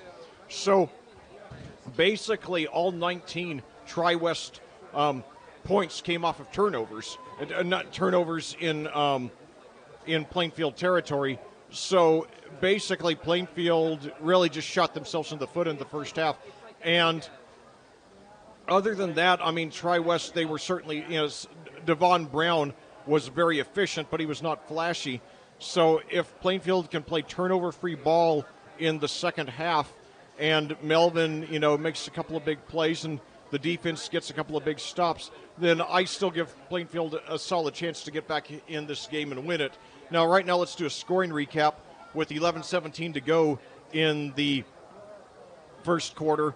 After the first offensive play of the game by Plainfield was intercepted, after Carson Melvin's pass on the first offensive play of the game was intercepted and returned to the 4. 2 plays later, Tri-West scored a touchdown on a 1-yard quarterback sneak by Ty Owens. The extra point failed, making the score 6-0. Then, after another Melvin interception, Tri-West scored again on a 10-yard rush by Devon Brown. This time, Cortland Williams hit the extra point, making the score 13-0. And then after Plainfield on its next possession turned it over on downs at their own 40, Tri-West got another touchdown, this time on a 1-yard rush by Devon Brown, and Williams was no good on the extra point, bringing us to a current score of 19-0. Now let's look at the individual statistics. Carson Melvin has completed 6 of 11 passes for 56 yards, no touchdowns, and 2 interceptions. But keep in mind that the 2 interceptions were his first 2 passes of the game, so he's been 6 of 9 since then. So he did settle down. He just hasn't made the big play yet. Hopefully he will in the second half. On the ground, Noah Hessing has 3 receptions for 20 yards. Cale Vanderbush, 2 for 23, and Juan Nieto III, 1 for 13. On the ground, Juan Nieto III, modest numbers so far, 7 rushes, 24 yards. Carson Melvin has 4 rushes for minus 14 yards. Meanwhile, for the Tri-West Bruins, Ty Owens has completed 3 of 7 passes for 18 yards. Alex Covey has 2 receptions for 11 yards, and Cole Morgan has 1 reception for 7 yards.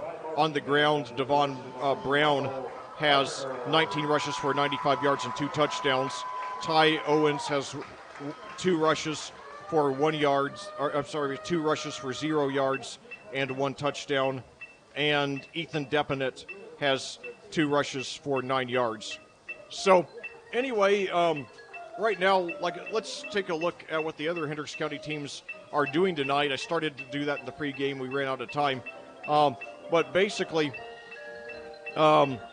let's start off in Class 6A. The Brownsburg Bulldogs move up 2 notches this week to number 3 in the AP poll, following last Friday's big win over Ben Davis at the at Lucas Oil Stadium, 33-22. Tonight, the Bulldogs try to go 2-0 in their home opener against the number 1 ranked team in Class 5A, the Cathedral Fighting Irish, 13th-time state champion. Then also in Class 6A, Avon moving down 3 notches to number 15 after their 26-22 home loss to Lawrence North last week. Tonight, the Orioles visit Ben Davis on the west side of Indianapolis in search of their first win of the season. Ben Davis ranked 8th. So very unusual that 2 teams of that magnitude, Avon and Ben Davis, start off the season 0-1.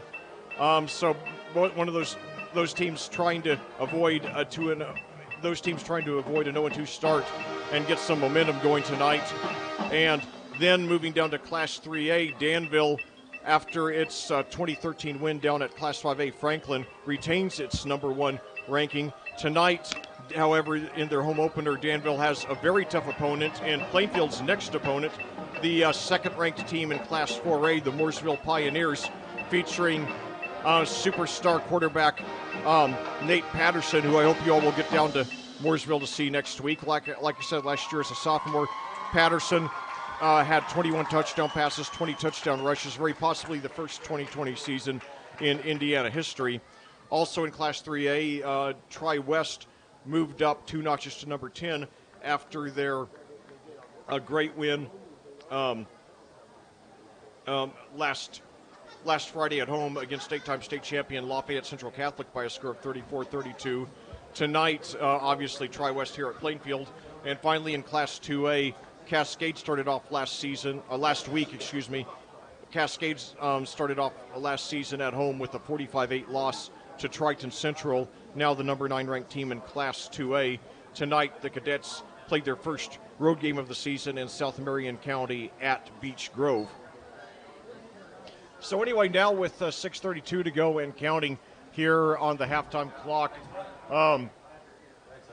we got the marching band show clearing off the field. It's been a really elaborate show. They had a series of locomotives as part of the halftime show. Plainfield, as long as I can remember, all the years I've been coming out here for these games, has had an elaborate marching band. You know, I was in the competitive marching band at my alma mater in Madison, Consolidated High School in Madison, Indiana, in the southeast of the state. And you know, we had some decent halftime shows, but it was never anything like that. So,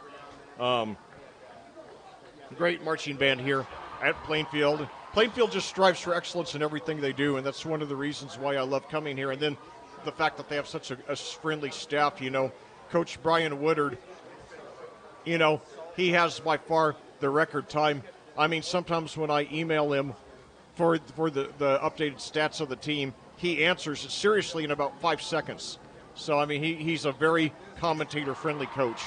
So, well, you know, Coach has been awesome to us, man. It's been about 14 years or so we've been coming out here, and he's awesome, man. He was part of it with me when we set this thing up all those years ago. Yeah.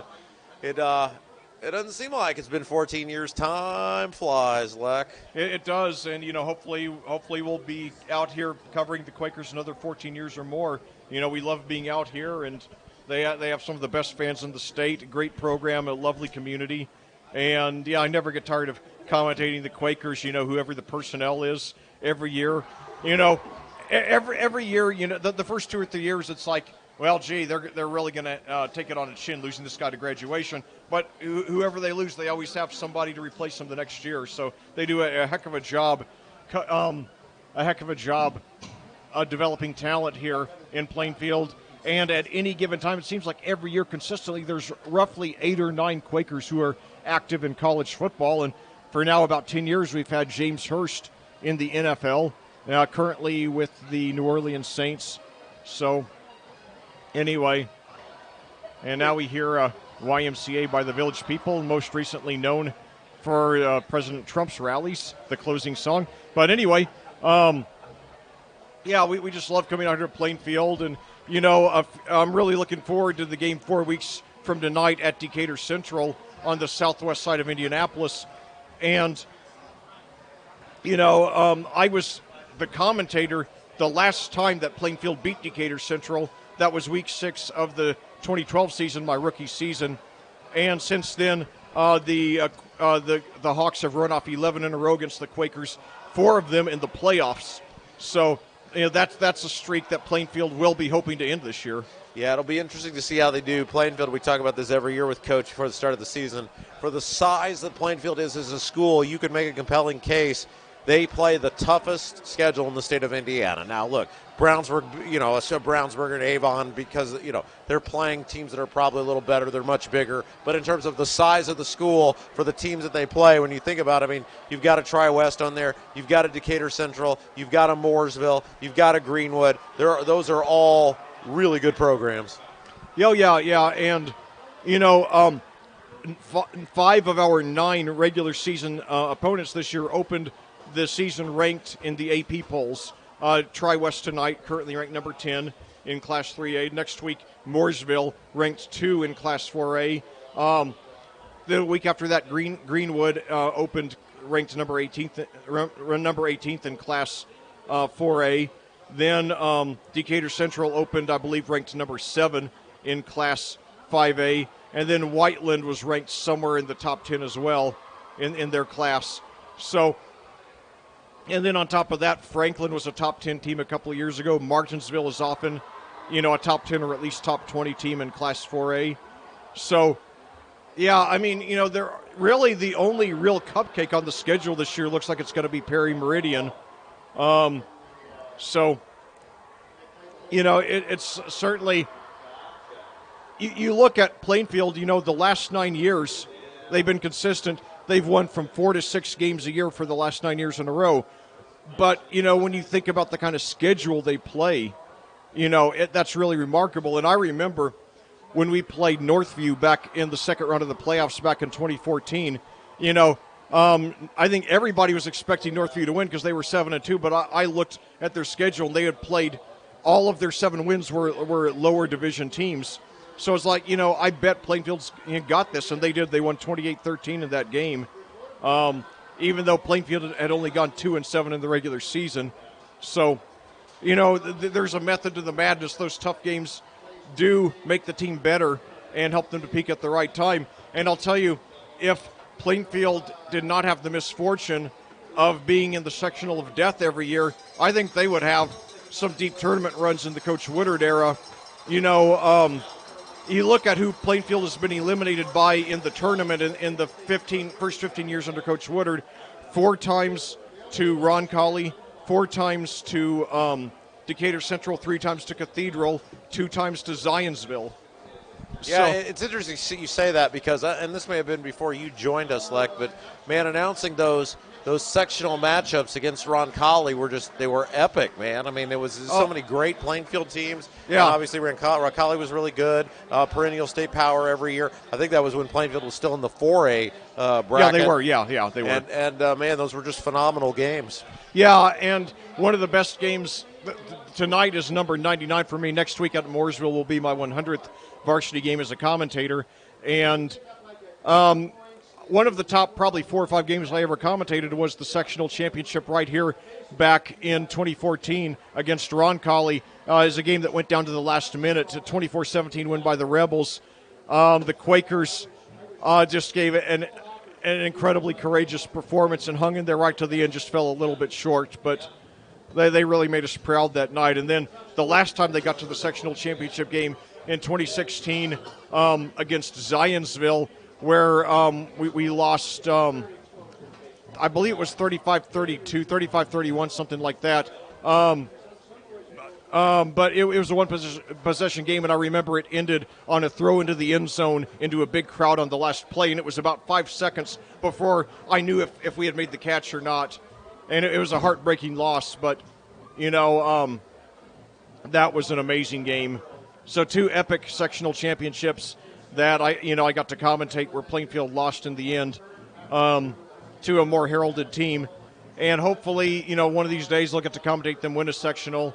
But, I think, like I said, the football gods owe us a favor. And, you go back when Peyton Manning won his 2nd Super Bowl, the one with Denver, and it was ironic he had the worst year of his career there. It turned out to be his last year in 2015. And yet, he actually won a Super Bowl. And to me, I said it's poetic justice championship. Only one in school history. But like I said, Plainfield is probably the best team in state history that's only won one sectional championship. And Coach Woodard has been very vocal. I mean, it's every year. You go into the tournament announcement episode of the Brian Woodard Show here on Audio Sports Online. Coach Woodard is very critical of the lack of competitive balance in the sectionals. And so, Plainfield gets stuck there with Roncalli, Decatur Central, Cathedral, or at least two of those three every year. This week we got Cathedral and Decatur Central back in the sectional, along with Terre Haute North and South. So my hope is that we get a first-round bye, get Terre Haute North or South in the second round to win that game, and then play the winner of the Decatur Central Cathedral game, bring our A-plus game, and get some luck with the ball bouncing our way a few times to get out of there with the victory. We're due for it. We're due for it. And then if we do that, we're in the final 8. So, we believe in the Quakers. We just got to get that break now. So now both teams back here on the sidelines now getting ready for the second half. Decatur Central will receive the opening kickoff. They have a 19-0 lead. Again, Plainfield opened the game with 3 consecutive turnovers, 2 of them interceptions by Carson Melvin. All the turnovers were at the Plainfield 40 or closer. All were converted into touchdowns by Tri-West. They missed 2 of the 3 extra points, however, and their score now 19-0. Yeah, so Tri-West will receive the ball to begin the second half. Bruins, the road team on the scoreboard. They're wearing the road white jerseys, blue letters and numbers, gold pants, gold helmets. Plainfield, the home team, home reds, gray silver pants, gray silver helmets with the red stripe, white letters and numbers. And Plainfield will be kicking off. Tri-West will receive. They'll move from right to left on your computer screen. Well, it's very important that Plainfield not allow any points on this opening drive. And again, Tri-West did not score in the second quarter. They moved the ball decently, but they were contained well enough by Plainfield. Plainfield's defense has played well enough in this game to win. It's just those 3 turnovers were absolute killers. So now the ball set on the tee. Ian Keck is the kicker for Plainfield. 2 Bruins back deep to receive. Still a little bit of sunlight there in the distance, but the lights are on. Deep kick now. It is fielded at about the 13, brought up to the 25. It's got some room on the left side of the field, past the 30, brought down around the 31. So now the pressure cranked up on the Plainfield defense. 11:55 to go in the third quarter. Tri-West 19, Plainfield 0. Only intra-county game of the year for the Quakers. This is a really big stand here for Plainfield because obviously not only can you not afford to let them put points back up on the board, but you got to try to get them off the field quick because that offense is going to need all the time that they can be allotted. Yes, indeed. So now the Bruins line up. They've got Jeffrey Marsh Jr. lined up to the left, 2 receivers to the right. Devon Brown, nearly 100 yards in the first half, along with 2 touchdowns in the backfield. Ty Owens, the junior quarterback, in shotgun. Takes it, hands off to Brown. We got a flag. Brown stopped for a short gain, but let's see what the flag is. It's usually in the area of an illegal shift.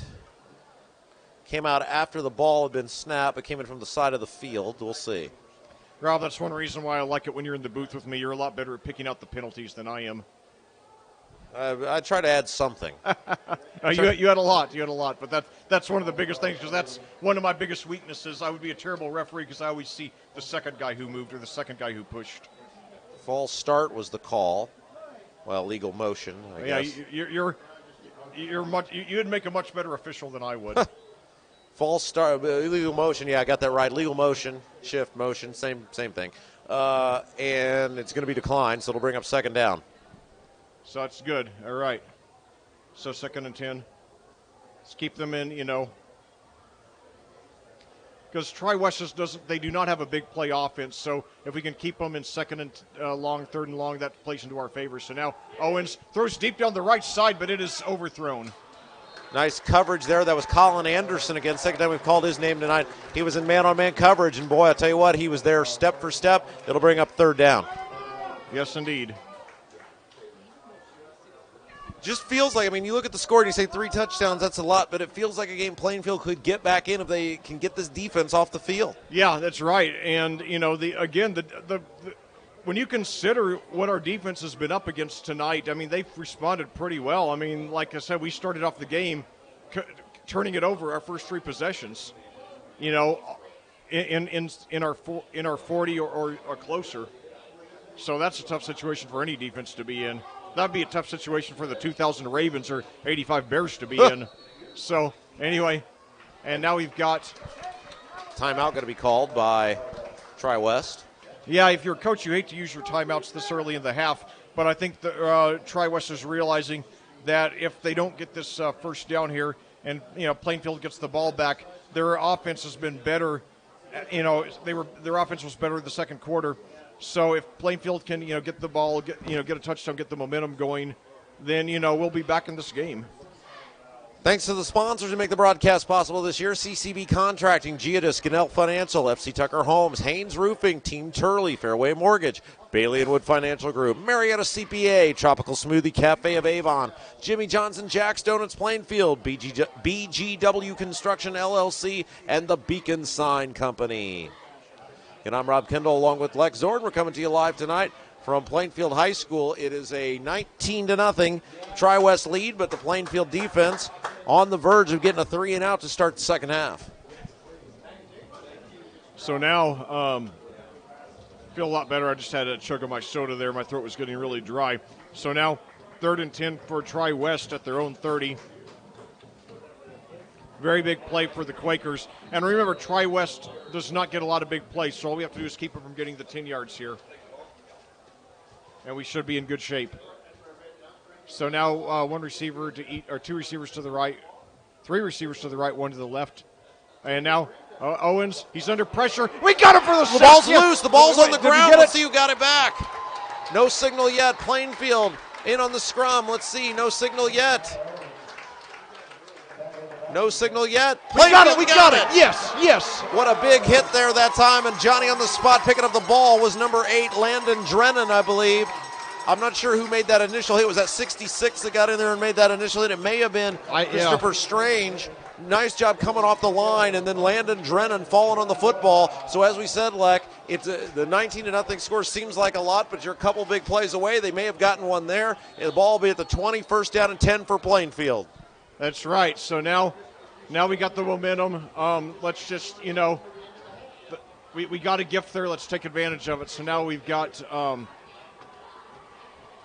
looks like 2 receivers out to the right. Hessung in at running back now. Pitch back to Hessung. And he's got some room. We got a late flag here. He's up to about the 16. Yeah, it's going to be the area of a hold again, like coming from the backside, and that's disappointing. Yeah, holding against the Quakers. That is correct. That's really the one thing you could not afford to have happen there. Yeah. So now we just got to, you know, shake it off and come back swinging. Well, look, if you're Brian Woodard, you're clearly in 4-down territory here. So you got 4 plays to get 20 yards. Yeah. So yeah, we can do it. And again, the offense has played better. So now let's see, we got so it looks like there's some confusion about the formation. So now we've got Vanderbush and hold on. Man goes in motion from right to left. Another flag, and it's going to be a legal movement on the Quakers. Yeah, we can't afford this. Yep. Well, again, it comes down to it's a young team, especially when you've got a freshman back there as the primary focus of the offense. And, you know, these things are going to happen. They're learning experiences. But gosh darn it, you got a great opportunity to get back in the ball game right here. Right. So now let's see. We got Cooper Spriggs, Noah Hessung, and Cale Vanderbush to the left, Caden Smith to the right, Juan Nieto the third in the backfield. Melvin snap, gets it off to Nieto. It's up to the 35, 30, 25. And he's up to about the 23 or 24. It's a nice play that time. They got back most of what they lost on the previous 2 penalties, so it'll bring up a manageable 2nd and 12 opposed to the 1st and 25 we were looking at. So, yes, that's a 14-yard pickup there. So very good. And every time, basically, like they've tried these short passes, be they screens or just little outs to the flat, they've been successful. It's when they try to go, when he drops back, they've had some issues. So let's see if they don't try to stay in line with that. Or let's see maybe Nieto gets a handoff here where they're in 4-down territory. So, yeah, 2nd and 12 at the 22. It's now screen pass. He's got the completion, and he's knocked out a bounce around the 16 or 17. That's a pick up of 5 or 6 there by Caden Smith. Yeah, again, like I said, just the quick drop, the quick out. He's been real effective on those. It's just those long drop backs and movement there in the backfield where the quarterback for the Quakers, Melvin, has had some issues. But by and large, on those quick drops, he's been pretty efficient. So now 3rd and 7 at the 17. Here we got some movement. No flag, however. 5 yards there by Caden Smith, his first reception of the game. Nieto's now gone 8 of 11 since the first 2 interceptions. So now 3 receivers to the left, 1 to the right. And now throws up the middle. He gets caught. We got the first down inside the 10, down to about the 6. Great little slant route that time. He was wide open. Perfect throw there. Number 2 that time for the Quakers. Hessling with the reception. That was a perfectly executed pitch and catch there. Put it where only his guy could get it. Great throw by the freshman. So now Noah Hessling with his 4th reception of the game. That one goes for 10 yards. 1st and goal at the 6.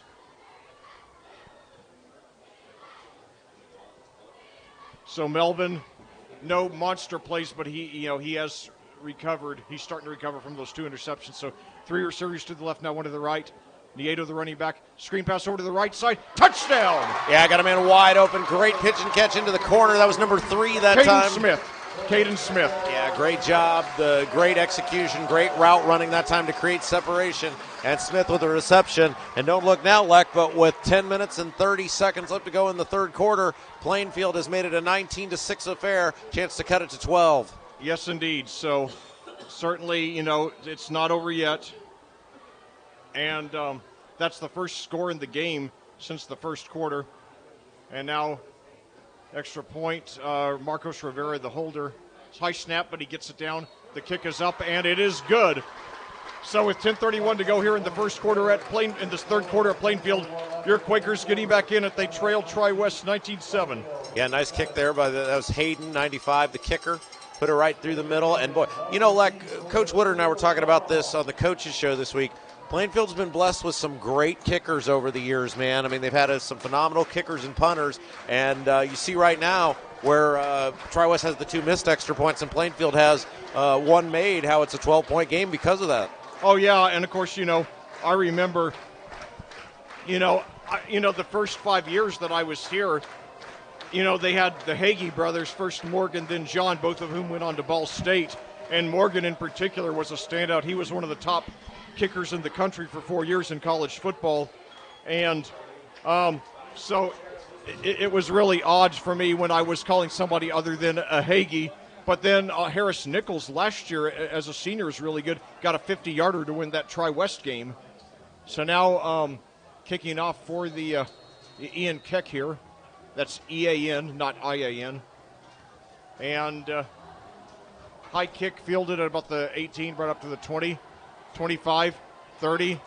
And he spins around, actually just shy of the 30. Up to the 27. Yeah. And so now another big opportunity for this Plainfield defense to step up. They did a great job on that first possession for by the Plainfield defense against the Bruins. Let's see if they can continue to build on that momentum here in the second possession of the second half for Tri-West. Well, I'll tell you, Plainfield, the crowd is back into it now. We're starting to see glimpses of hope again. Melvin hasn't had any monster throws, but he has completed 10 of 13 passes since those 2 interceptions. So he is getting, back on track here. So now for Tri-West, 3 receivers to the right, 1 to the left. Fakes the handoff, screen pass, complete. And he's got some room on the left side. He's got the first down to more, 40, 45, 50, 45. So big gain there. Momentum builder that's for Jace Moore, the leading returning receiver for the Bruins. That's his first reception of the game. The play covering about 30 yards there. Yeah, touchdown saving tackle that time on the far side of the field for the Quakers. Didn't see who got him, but all the way down to the 44-yard line. So Plainfield has got to it's easy to let up a little bit after that nice defensive stand, but they've got to keep the Bruins off the board. The lead is 12. You can't go back to a 3-score game. Yeah, that's right. And, boy, I'll tell you, though, from Tri-West standpoint, that was a huge play. But now handoff there to Devon Brown. He's brought down for about 3. They were ready for him. 21 carries by Devon Brown now. But I'll tell you, it had been a long time before that 29-yard pass from Owens to Moore that Tri-West had made a very good offensive play, so they really needed that. Now Brown picks up 2 there. He's closing in on 100 yards. I got him 21 for 97 and 2 touchdowns. 2nd and 8 at the 42 for Tri-West.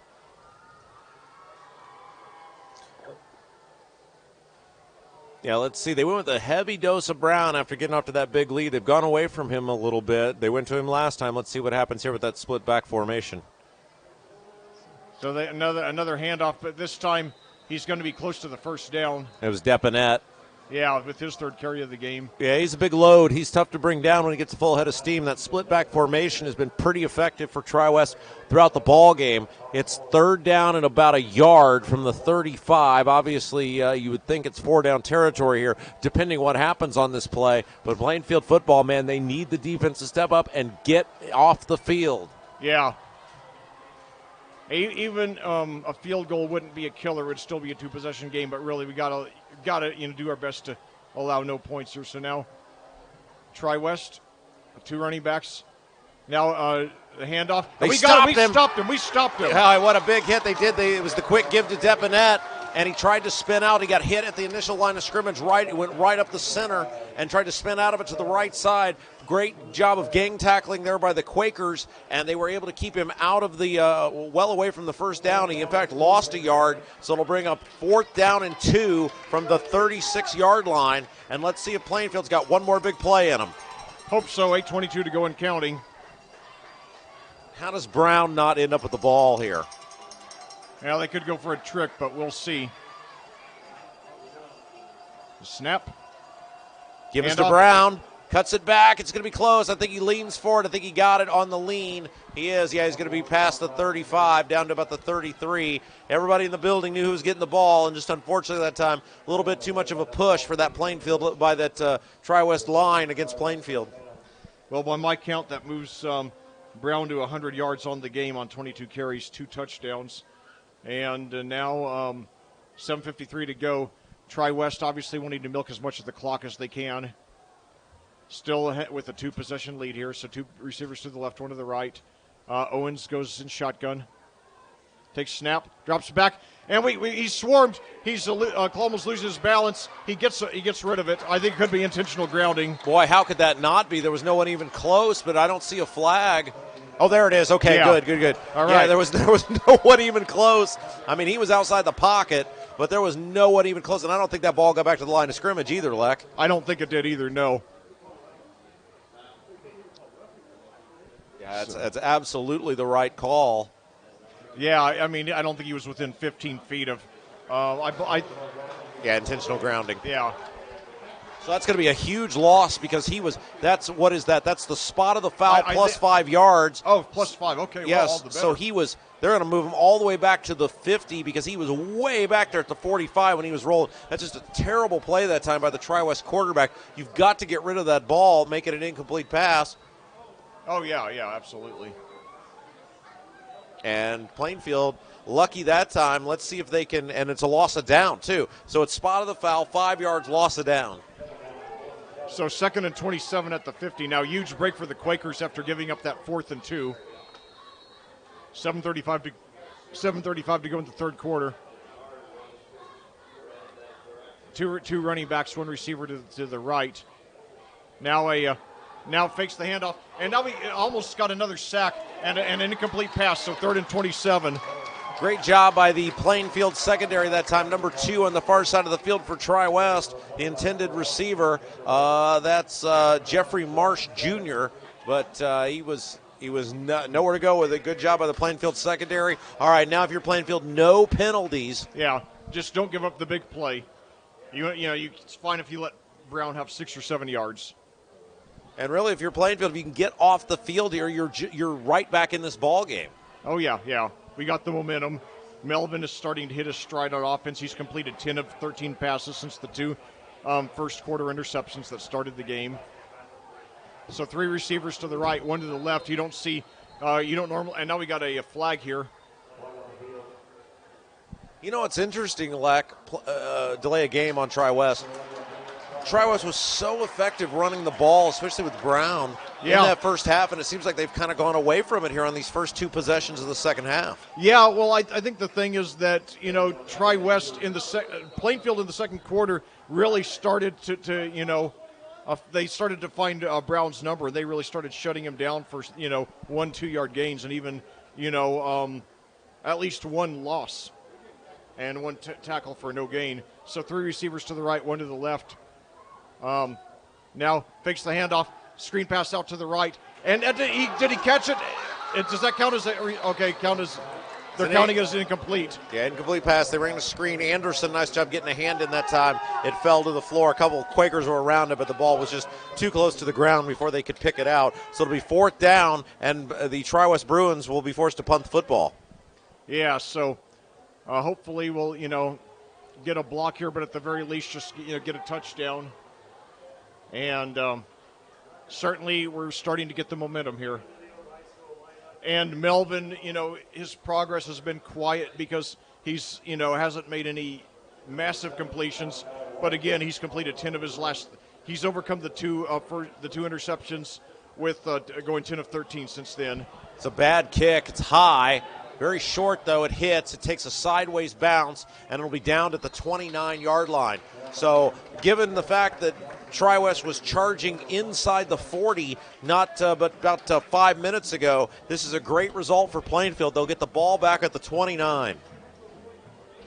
All right, so nearly a quarter and 2/3 still to play for Plainfield to make up 12 points. Still very doable, especially the way that their offense has played lately. So now they send out Spriggs, Hessung, and Vanderbush to the right, to the left, Smith to the right, Nieto, the running back. Melvin in shotgun. Takes snap, gives it to Nieto. He's got a hole past the 35 up to about the 38. It's going to be close to the first down.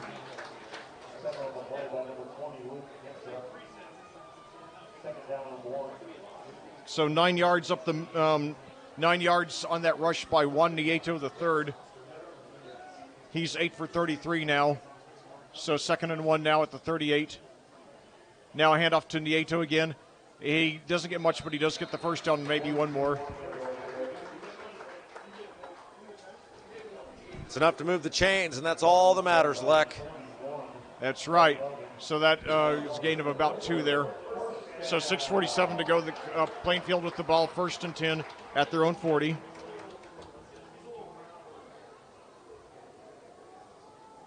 Three receivers to the left, 1 to the right. And now there's the snap. Throws downfield. He's under double coverage. So we got several flags. I think they're going to say it's pass interference on, Smith was well covered, but I think there was some contact with him. So 6:28 to go. Yes, pass interference against Tri-West, so that's 15 free yards for the Quakers. The clock stops, 6:28 to go in the third quarter.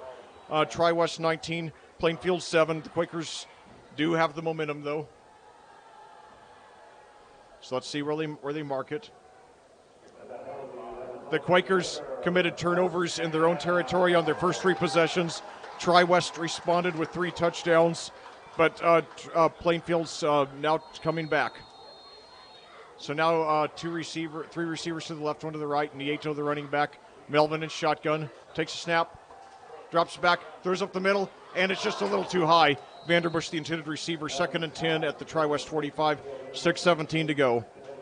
Melvin now 10 for 16 through the air. 91 yards, 1 touchdown, 2 interceptions. The interceptions were his first 2 passes of the game. So now 3 receivers out to the left, 1 to the right. Takes a snap, hands off to Nieto, and he's up for about 2 or 3, not a lot. So that'll bring up 3rd and 8, 6:07 to go. Quakers likely in 4-down territory here. Nieto 10 for 37. Also 2 receptions for 27 yards.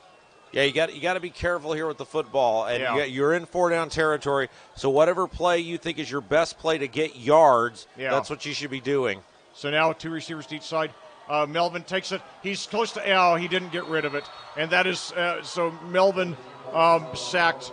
So that'll bring up 4th down and long.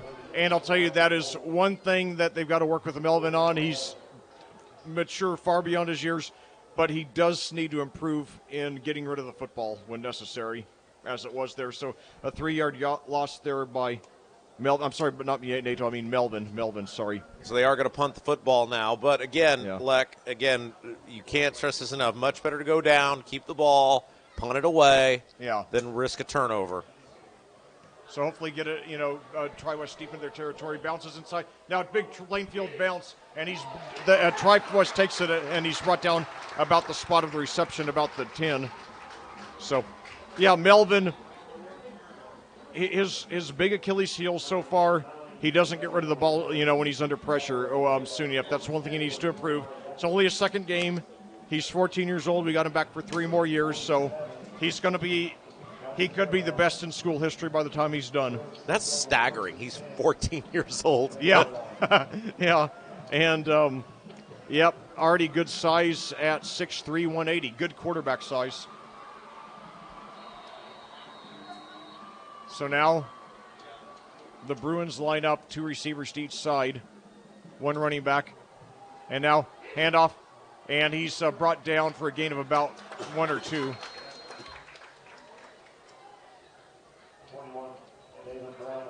Devon Brown there, the go-to guy most of this game for the Bruins. Picked up 2 there. He has not gotten a lot of good gains lately, though.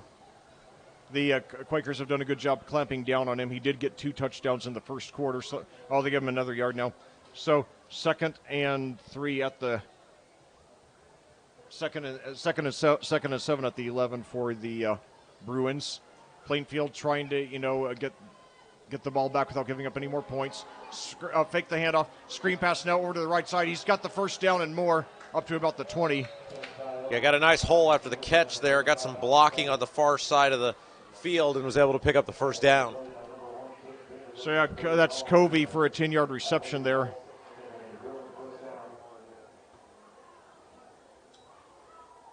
And that's his 3rd reception of the game. Owen's modest game so far, 6 for 13, 63 yards. So new set of downs, as you said, 4 minutes left to go in the 3rd quarter. So you got to get the ball back. No more 1st downs here. So 3 receivers to the right, 1 to the left. Tri-West going into a more, and now high snap, but he gets it down. And however, he gives it to Brown, who's stopped dead in his tracks. Yeah, no gain that time. Nice push by the Plainfield interior line. They've done a really nice job, Leck. They got kind of pushed around on those first couple of drives. I think they were a little stunned at where they were on the field. Maybe it had something to do with it. But they've really done a nice job after those first couple drives of standing up and doing a nice job. Those 3 down linemen have done a really, really good job. They sure have, yeah. They sure have. So now 2 receivers to the left, one to the right for the Bruins. And now the quarterback takes it in shotgun. He throws up the middle, and it is caught. He caught in double coverage. Yeah, what a catch. Although, Covey. it's still short of the 1st down. Picked up about 7 or 8 on the play that time. They'll spot it at the 29. They need to get to the 31, so it'll bring up 3rd down and 2. Just a nice catch. It was in the double coverage. Plainfield had it covered, but he went up and got the football. Yes, indeed. Covey with his 4th reception of the game. He has 4 of the receptions now for the Bruins.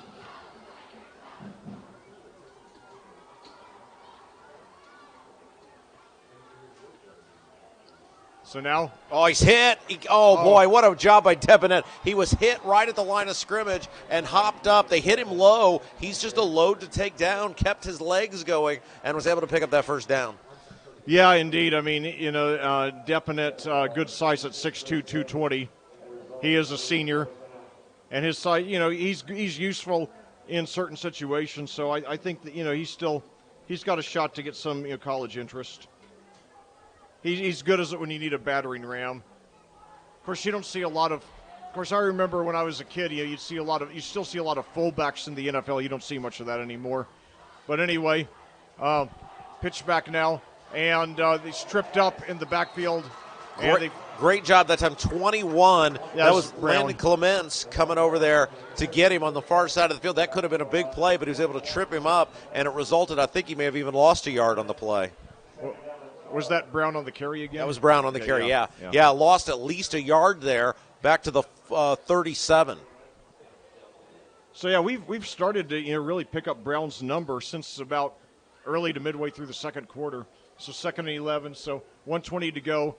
The clock is not our friend right now. We still got time, but we need to play with some urgency too.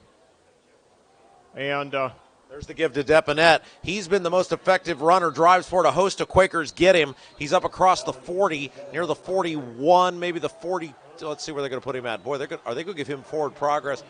Wow! They blew that whistle and that ball. Now they're marking it back a little bit. Okay. Initially, they had moved those. They had that sticks all the way up near the 45, and now is that a flag down there? Looks like there's a flag near the officials as the officials huddle at the 42-yard line. Well, hopefully against the Bruins, because this is if Tri-West gets another first down here, they can take this game well. Personal foul against Plainfield, and I don't know what it could have been because he was still driving. So unless it's but they didn't signal a face mask. I don't know what that could have been. He was still driving his legs, and a host of Quakers had to come up there and get him. See. Well, now that puts us in a tough situation because. We're in the last minute of the third quarter here, so basically 12:57.7 to make up 12 points. It's doable, but we can't let Tri-West get 3 or 4 more first downs, run another 5 minutes off the clock. We can't be playing the fourth quarter with a freshman quarterback and no margin for error. We got to get a stop here.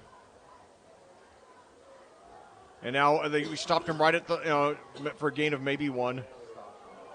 He's staying up. He's a stubborn guy. I give him credit for the ball comes loose after the whistle. So that was Deponette again. But that was the first time that we really stuffed Deponette all game. So, yeah, they got him for no gain there. So, however, Tri-West does not have to run another play, and I don't think they will. No need to. So, your Quakers 12 minutes to make up 12 points. Your score after 3 quarters of play here on the home opening night at Plainfield. Your Plainfield Quakers trailing the cross-county rival Tri-West Bruins by a score of 19-7 here on AudioSportsOnline.com. Yeah, let's thank some of the fine folks that have made Plainfield football possible this year. The Beacon Sign Company is a full-service sign company celebrating 20 years in business. Proud sponsor, Plainfield High School football. 317-272-2388, beaconsign.biz. And John Denninger, Jenny Rice, Melissa Sheetzer, Jill Martin, your FC Tucker Plainfield Realtors that live, love, and work in the same community as you. Give us a call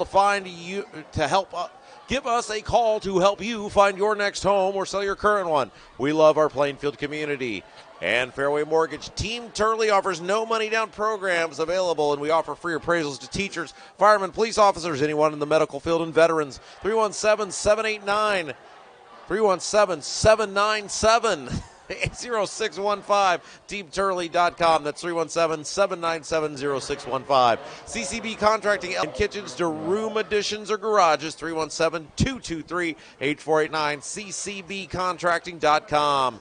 Geodis is a worldwide third-party logistics company with 8 buildings in Plainfield and 2 buildings in Clayton. Begin your career with Geodis today by applying or walk in to speak with a recruiter at 3870 Ronald Reagan Parkway, Plainfield. Tuesday, Wednesday, Thursday, 9 a.m. to 3 p.m. Interviews and offers on the spot. Work at geodis.com/Plainfield. And BGW Construction is Hendricks County's premier home renovation company. From design to completion, kitchens and bathrooms to outdoor living, BGW has been pleasing homeowners on the west side since 1999. 317-268-4487, BGWConstructionLLC.com. How about that for hitting the post, Leck? All right, so now starting off the fourth quarter, to pass down the left side. Did he get it? No. Boy, he tried to drag that foot. It looked like he caught the ball, but the official adamant he was out of bounds, and there ain't no replay to go. Boy, the whole game could hinge on this play for Plainfield. We can't let them get a first down here, and we're lucky they went for that they had an incomplete pass because we can use every stop clock. We can use every clock stoppage we can get here. Yeah, this will be interesting. It's still a 2-score advantage, and again, they have not gotten Brown involved in the ball game in the second half nearly like they did in the first. Yeah, we Speaking of which, there it is. Yeah, we got him. All right. Nice job, 66 that time. Christopher Strange coming down from the tackle position, hitting him at the line of scrimmage for no gain. So 11:41 to go. I believe that on 4th and 10 that the Bruins will punt here. Yeah, and of course what that does, again, try to get Brown involved back in the game, but it keeps that clock running. Yeah, so we got a one man back deep at the 10. Punter standing on the Tri-West 45, or at the Plainfield 45. So it's a high punt, bounces at about the 25, now takes a big Tri-West bounce inside the 15, possibly inside the 10. So it's down to about the 9. So the Quakers, 11:05 to make up. Down to about the 15, maybe the 20. Wasn't a deep kick by any stretch, but it made it so that the Plainfield return man could not get over there because he kicked it to the far side of the field. The Plainfield return man could not get over there to catch the ball, and as a result, it took that big Tri-West bounce all the way down to the 9-yard line. Yeah, very lucky bounce there for the Bruins. So now Plainfield taking over at their own 9, 11:05 to go. Your score, Tri-West 19. Plainfield 7. 3 receivers to the left, 1 to the right. Nieto, the running back. Melvin, the quarterback. And now it makes the handoff. Screen pass completed over to the left side. He's up to about and he gets out of bounds at about the 15. That was Cooper Spriggs there with his first reception of the game. So, Cooper Springs. So 6 yards there. From Melvin to Spriggs. He's the 5th receiver to catch a pass in this game for Plainfield. So 10:34 to go and counting. 2nd and 4 for the Quakers at their own 15. Melvin drops back, throws up the middle. He's caught. It's caught for the first down. And he's Vanderbush 45, 50, 45, 40, 35. Oh my God, a 50-yard rush reception by Cale Vanderbush. He had a 94-yarder last week. So the Quakers, starting to get something going here. They mark it at the 33, so a 52-yard pickup. Yeah, great athletic play, nice catch, great pass by Melvin, and then, as you said, Vanderbush, just a great athletic move to break out of a tackle, and then he was off to the races inside the 35-yard line. Yes, indeed. So now screen pass to Hessung, and he's out of bounds on the left side for about 3. Yeah, got down to the 30-yard line, as you said, gain of 3, but it's positive yardage. Again, those short passes have been very effective all night long for Melvin. Yeah, now we got 3 there by Hessung. So now, all of a sudden, Melvin, quietly turning into a very effective game, 13 of 19. Hold on. And now a screen pass to Nieto. He's up for about 2. Yeah, a little handoff that time, and one of the things Melvin's going to learn is he was running towards that ball as soon as it was snapped. Rather than letting the play come to him, it really rushed the rush, no pun intended there, and as a result, kind of met the line before the Tri-West defenders before the Plainfield line had a chance to move them. So what could have been a little bit of a bigger play there results in a 2-yard gain. All right, so 3rd and 4, very big 3rd down for the Quakers. 9:04 to go, trailing by 12. Melvin with the snap, drops back. He's got time. And we got a flag. Throws down the middle, and it's broken up. And we got another flag. I think it's going to be pass interference, but there was an earlier flag too, so we could have offsetting penalties here. Yeah, Let's see. That may have saved Plainfield big time because that was in the area of a hold. That was in the backfield. That would have been a big penalty. But if this can offset, they'll get another shot at the third down. Boy, that would be great at this point. Yeah, one thing we've noticed about Melvin, he does seem a little apprehensive to run when he's got open space there. He had a wide open space in front of him. Again, worked out well for Plainfield because those offsetting penalties enabled them to get another shot at third down. Okay, so replay of down. Good break for the Quakers. 8:55 to go. Still 3rd and 4 at the Tri-West 28. Trying to make it a one-possession game here. So Melvin, his first 2 passes were interceptions, but now he's 13 for 19, 152 yards, 1 touchdown, 2 interceptions. So now Vanderbush and Hessing lining up to the right. And 2 other receivers to the left, including Caden Smith. Takes the snap now. Over to the right side. Did he get the – oh, he dropped it. It was a low throw. Had a man open at the 20. Would have been enough for a first down. It was a low throw. Just slipped through his fingers. So with 8:35 to go, a big 4th down coming up for Plainfield. Obviously they're going to go for it, down by a score of 19-7. The game could hinge on this play here. Yeah, keep in mind, Plainfield still with all their timeouts left. Yeah. So now we've got Springs and Smith to the left, Hessing and Vanderbush to the right, Nieto, the running back, Melvin in shotgun. 8:35 to go, 4th and 4. Got some movement at the line, but no. And it is. All right. Now that's going to be very close. I don't know if it's going to be enough for a first down. We'll see. It will be. It will be. Yeah. There was a little delay there. Plainfield was saying, "Hey, what's going on here?" And they moved, and then the officials had to throw the flag, and so finally they did it. You're right, like it does. It does. Yeah, they moved it. Well, it said first. Okay, there we go. Yeah, now there's a signal. They had not moved the chains yet, but the officials are frantically telling them, "Hey, you guys, walk that way." All right. So the Quakers are in business here. Melvin takes it, throws down the left side. He's got a man open. Touchdown! Caden Smith, his 2nd touchdown of the game. What a nice pitch and catch that time. He got behind everyone. Tri-West had everybody up. They were thinking run, maybe a short pass. And as you said, Caden Smith did a phenomenal job slipping behind the Tri-West secondary. Easy pitch and catch. And boy, I'll tell you what, when he gets time, Melvin has a great ball that he throws, and that was an easy touchdown. Yeah, so Devon Brown, 2 touchdowns for Tri-West. Now Caden Smith, 2 touchdowns for the Quakers. And now on the extra point, Hayden trying to make it a 5-point game, and it is good. So we got a new ball game here, 8:31 to go.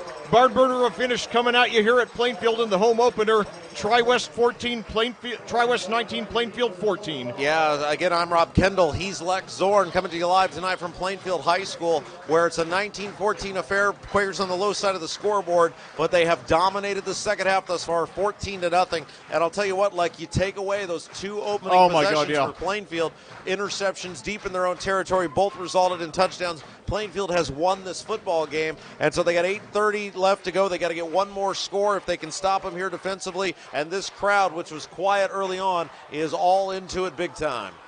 That's right. What a great come-from-behind story this would be. And certainly, Carson Melvin's got to feel a lot better now than he did an hour or so ago. I mean, after those first, I'm sure he was, riding a wave of emotion after that outstanding debut last week. And then I'm sure it brought him back down to earth to have those 2 interceptions. But now his number's looking a lot better for the game.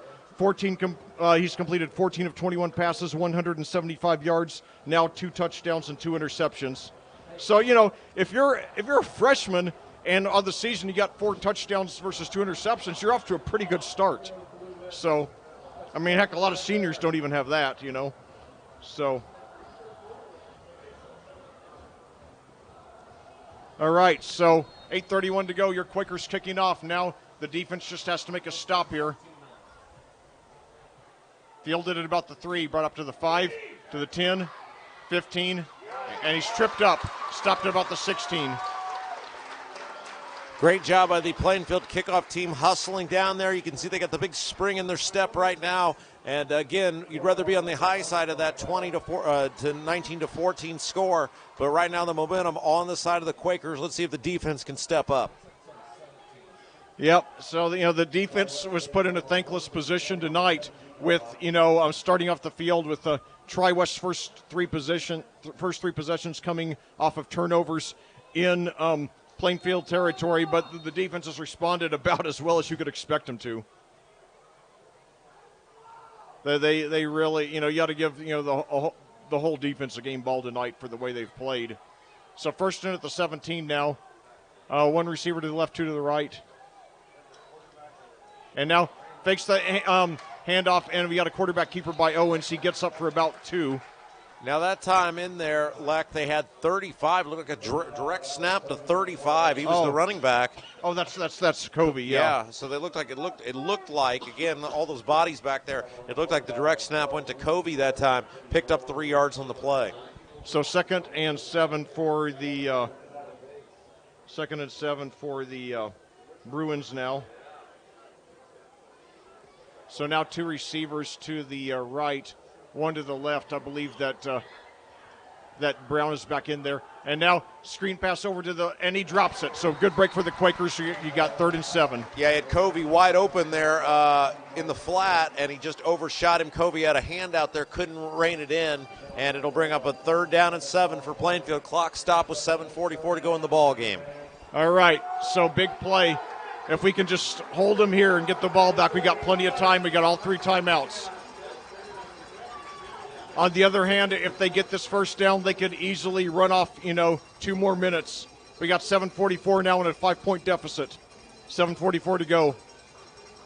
So now we've got 3 receivers out to the right for Tri-West, including Covey. Owens in shotgun. Fans stopping on the bleachers. The snap. He's pressured. Now he could get it. We got it for a sack. Yes. About an 11-yard rush there for Owens. So huge hit in the backfield. That was Mason Sheets. We've called his name multiple times tonight, along with, I believe, again, that was number 8, Landon Drennan. A host of Quakers were in there to make that hit. Great job to flush him out. They brought him right to the near side of the field. And as you said, Leck, it'll now 10-yard loss. Yeah, all the way back to the 10-yard line. So Plainfield going to get this ball with about 7 minutes to go, and they should have a pretty good shot at decent field position. Number 2 for your Quakers, Hessling, standing at the 40-yard line to receive this kick. Yeah, punter standing in the end zone. It's ours to lose now.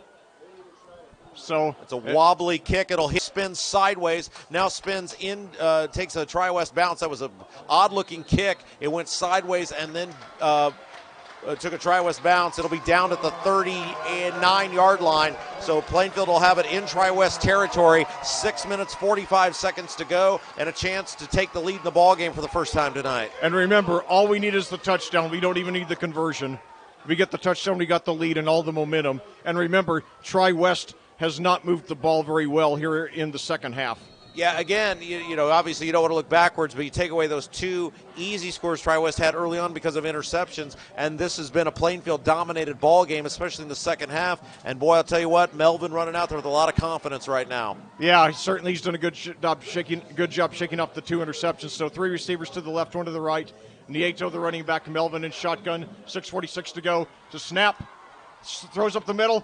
Oh, just over Hessling's head. Yeah, overshot the intended receiver. And again, I'm a little surprised they went with that long of a route. The success they've had are those quick drops, the quick passes, getting rid of the ball. Tri-West selling out that time. One of those screen passes would have been there because Tri-West was bringing the house. So, yeah, we just got to be ready now. So we got Vanderbush, I believe Hessung and Springs out to the left. I believe it's Caden Smith out to the right. 2nd and 10 now. So now drop back. There's that screen. There it is. He's got this up to about 5 or 6 yards. Yeah, great job that time. He was there. He got past the 1 tackle. And what that does is once he makes the catch, he's got 1 guy to beat. He was able to slip past him. He got tripped up a little bit, did Nieto, but picked up 7 yards, long 6, short 7, and it'll bring up 3rd and manageable here from the 33-yard line. And Nieto's actually fared better tonight with his receptions than on his rushes. So now 3 receivers to the left, 1 to the right, as they give Nieto credit for 6 there.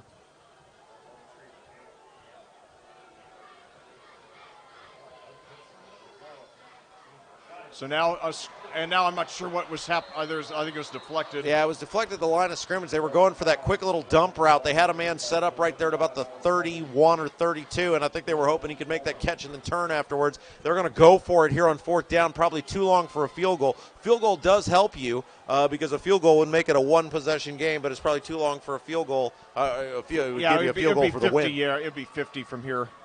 So they got to get 4 yards. And let's see, chance for Plainfield to step up here. 6 minutes to play in the ballgame. Snap, quick drop. Got him. And he's got room for the touchdown. Noah Hessig. Was that Hessig or was that? No, it's Caden Smith. Caden Smith, his 3rd touchdown of the game. Oh, my God. Plainfield has come all the way. Now the Quakers got it 2019 with the conversion pending. All 3 touchdowns from Carson Melvin to Caden Smith. Boy, what a catch that time. And again, as we said all game long, Melvin has been so effective with those quick routes, getting the ball out of his hand quickly, and they went back to it again this time. And once again, Smith making the initial man miss. He caught the ball, which was enough for the 1st down, and then slipped out of a tackle and was easily able to go the distance. And now Plainfield going to spend a timeout. It'll make it a 20-19 affair. This is important, though, because if they can get a 2-point conversion here, that'll make it a field goal, would only tie the ball game. That's right. But anyway, even though Plainfield is the Quakers, their uniforms actually read Red Pride. And certainly, we all have a lot of pride in this awesome comeback they've made tonight here in their opening home game. They started off the game with 3 turnovers in their own territory, all of which were converted by Tri-West into touchdowns. However, the Bruins have been shut out since then, and Plainfield has clawed all the way back here with 3 touchdown passes. Carson Melvin, maybe he got a little overconfident with his outstanding debut last week. The 14-year-old freshman, he came crashing hard down to earth when his first 2 passes today were intercepted and set up easy Tri-West touchdowns. But he redeemed himself big time in the 3rd quarter, in the 2nd half here with 3 touchdown passes to Caden Smith. The last one coming 33 yards for the score. So. Outstanding game, and what a rivalry this is. The only current intra-county rivalry that Plainfield has. Yeah, 2-point conversion coming up here, Leck. So let's see. So Melvin gets it. He rolls to. He tries to take it himself. He dives. He's short. Yeah, he just got outside the pocket there, and again, I'm surprised that's what they went with because he hasn't been real effective getting outside the pocket tonight. Again, you're working with a much shorter field on the 2-point conversion. Might have liked to have seen something to Nieto there, but it's called short. But hey, what a great job by the Plainfield Quakers coming all the way back from 19-0. It's now 20-19, 5:51 to go. The defense has been great in the 2nd half. Let's see if they got one more in them. And Rob, I'll tell you, it's easy to say, but you take away just one of those 2 interceptions, not even both of them, just one of them, and I think Plainfield wins this one going away. But nevertheless, what a courageous comeback effort. I never stopped believing in them. There were times I knew that we were down to our when we were, down to little margin of error, but, we came back strong. We came back swinging. Again, if you're just tuning in tonight, I'm Rob Kendall. He's Lex Zorn. We're coming to you live tonight from Plainfield High School, where the Quakers have now taken a 20-19 lead against the Tri-West Bruins. They were down 19-0. They've come all the way back, and with 5:51 to go, Plainfield will kick it off to Tri-West, who will be moving from left to right on your computer screen. So 5:51 to go now. Ian Keck on the kickoff. It goes all the way, and it's going to be a touchback. Yeah, sailing into the end zone. And I'll tell you what, I hope we can hold on here. Those coaches shows on Monday are a lot more enjoyable when it's a win. Yeah, that's right. And I'll tell you, I remember singing the post-game show last week that, I tried to keep everybody, I tried to keep their emotions balanced. I said there will be times when Melvin's going to play like a freshman. But, it would only last, fortunately, that spell only lasted 2 plays. And he's been a big-time player ever since. And he, you might know the story about the player known as Wrong Way Wriggles, who once picked up a fumble, took it the wrong way, and it resulted in a safety, and then he came back to redeem himself in the Rose Bowl that year. Well, Melvin certainly came back to redeem himself tonight. All right, let's see if the defense can step up here. Still a lot of football left to go in this one. Short pass to the far side of the field. It's caught up near the 26, gain of about 5 yards on first down. That was Jeffrey Marsh with his first reception of the game. Can't let up here, obviously. A lot of emotion. That'd be easy to do. But, again, Tri-West is still just one score away from taking the lead in this one, and time is running short. There's 5:45 left to go in the ball game as the clock is stopped. Yeah, and, of course, remember, hold that thought to look at this play, 2nd and 4 now. So now Owens drops back under pressure. He takes himself. He's got the first down. He slides. He gets about 2 more than he needed. Yeah, boy, and Plainfield lucky there that he made that decision to slide because he had a ton of room to run, but unfortunately for Plainfield, he got down short of a big gain. I mean, still enough for a first down, but could have been a lot more. Yes, indeed. So he picks up 7 there. But, certainly Tri-West now playing in uncharted territory, playing from behind for the first time in this game. And now another keeper there by Owens over to the 35, and we got a horse collar tackle. Oh, that's a rough call, man. Yeah. I mean, he looked like he had him up around the shoulder pads, but that's going to be a horse collar tackle on Plainfield, and that's why the 2-point conversion was so big. Yeah. Because a 2-point conversion would have only meant that a face mask, okay. No, it wasn't a horse collar, it was a face mask, okay. All right, but anyway, a lot of football left to go in this one. In Plainfield, it's easy to have a little bit of a letdown after you work so hard to come back. Yeah. And they're closing in here on midfield. Yeah, they'll actually move it well past midfield down to year when we were commentating Hamilton Southeastern at Avon. Hamilton Southeastern jumped off to a 25-0 lead. Avon came back, scored 28 points in a row, but then they seemed to run out of gas, and Hamilton Southeastern scored 2 late touchdowns to win it 39-28. So, yeah, it's not over yet. I mean, you still got, got to seal the deal. And now pitch back there to, I believe that was Marsh. Yeah, it was Marsh, and a nice job by Plainfield coming up to make the hit. And Plainfield ready for it that time. They ran a little swing pass, probably even a lateral in the backfield. And Marsh came up. A nice job, host of Quakers staying at home, hitting their assignments, and so no gain on the play. Yeah, actually, they're marking them down even for -1, actually. So, anyway, 4:30 to go now, 2nd and 11 for Tri-West at the Plainfield 46. Plainfield 20, Tri-West 19. Awesome comeback from the Quakers down 19-0. And now Owens drops back. Lots of time, throws deep down the left side. Short. Oh, and nearly intercepted. Nearly intercepted. Great defense by number 17 for Plainfield. Was that 7? It looked like a 17. I don't have a 17. Is that a 27? Maybe. It's hard to see. I didn't. It's hard to. I think that's 27. Yeah, that's Colin Hoy on the far side of the field. Great coverage that time, and he was able to knock it down. The pass was underthrown, and it could have been an interception, but still great job to knock it down. 3rd and long coming up. Yeah, and Tri-West is not a great passing team. So when you put them in a situation where they're induced to pass late, that really goes into your advantage. So now a big 3rd and 11 coming up here. Tri-West at the Plainfield 46, 4:13 to go. Plainfield trying to hang on for the win. The snap, throws up the middle, and he dropped it. He dropped it. He was wide open. Marsh was the man who was open. He had nobody around him, tried to slide and make the catch at about the 25-yard line, slipped right through his hands and fell harmlessly for Plainfield. That was a huge break for the Quakers because he was wide open. Ball was a little bit underthrown, but probably Marsh would say he should have had that one. It was a very catchable ball, yeah, and he would have had about a 20-yard pickup. So, but I didn't see one Quaker fan leave when they were down 19-0, so I give them credit for, hanging in there and still believing in their kids. So 2 receivers to each side now, 4th and 11. Could be Tri-West's last chance. Owens.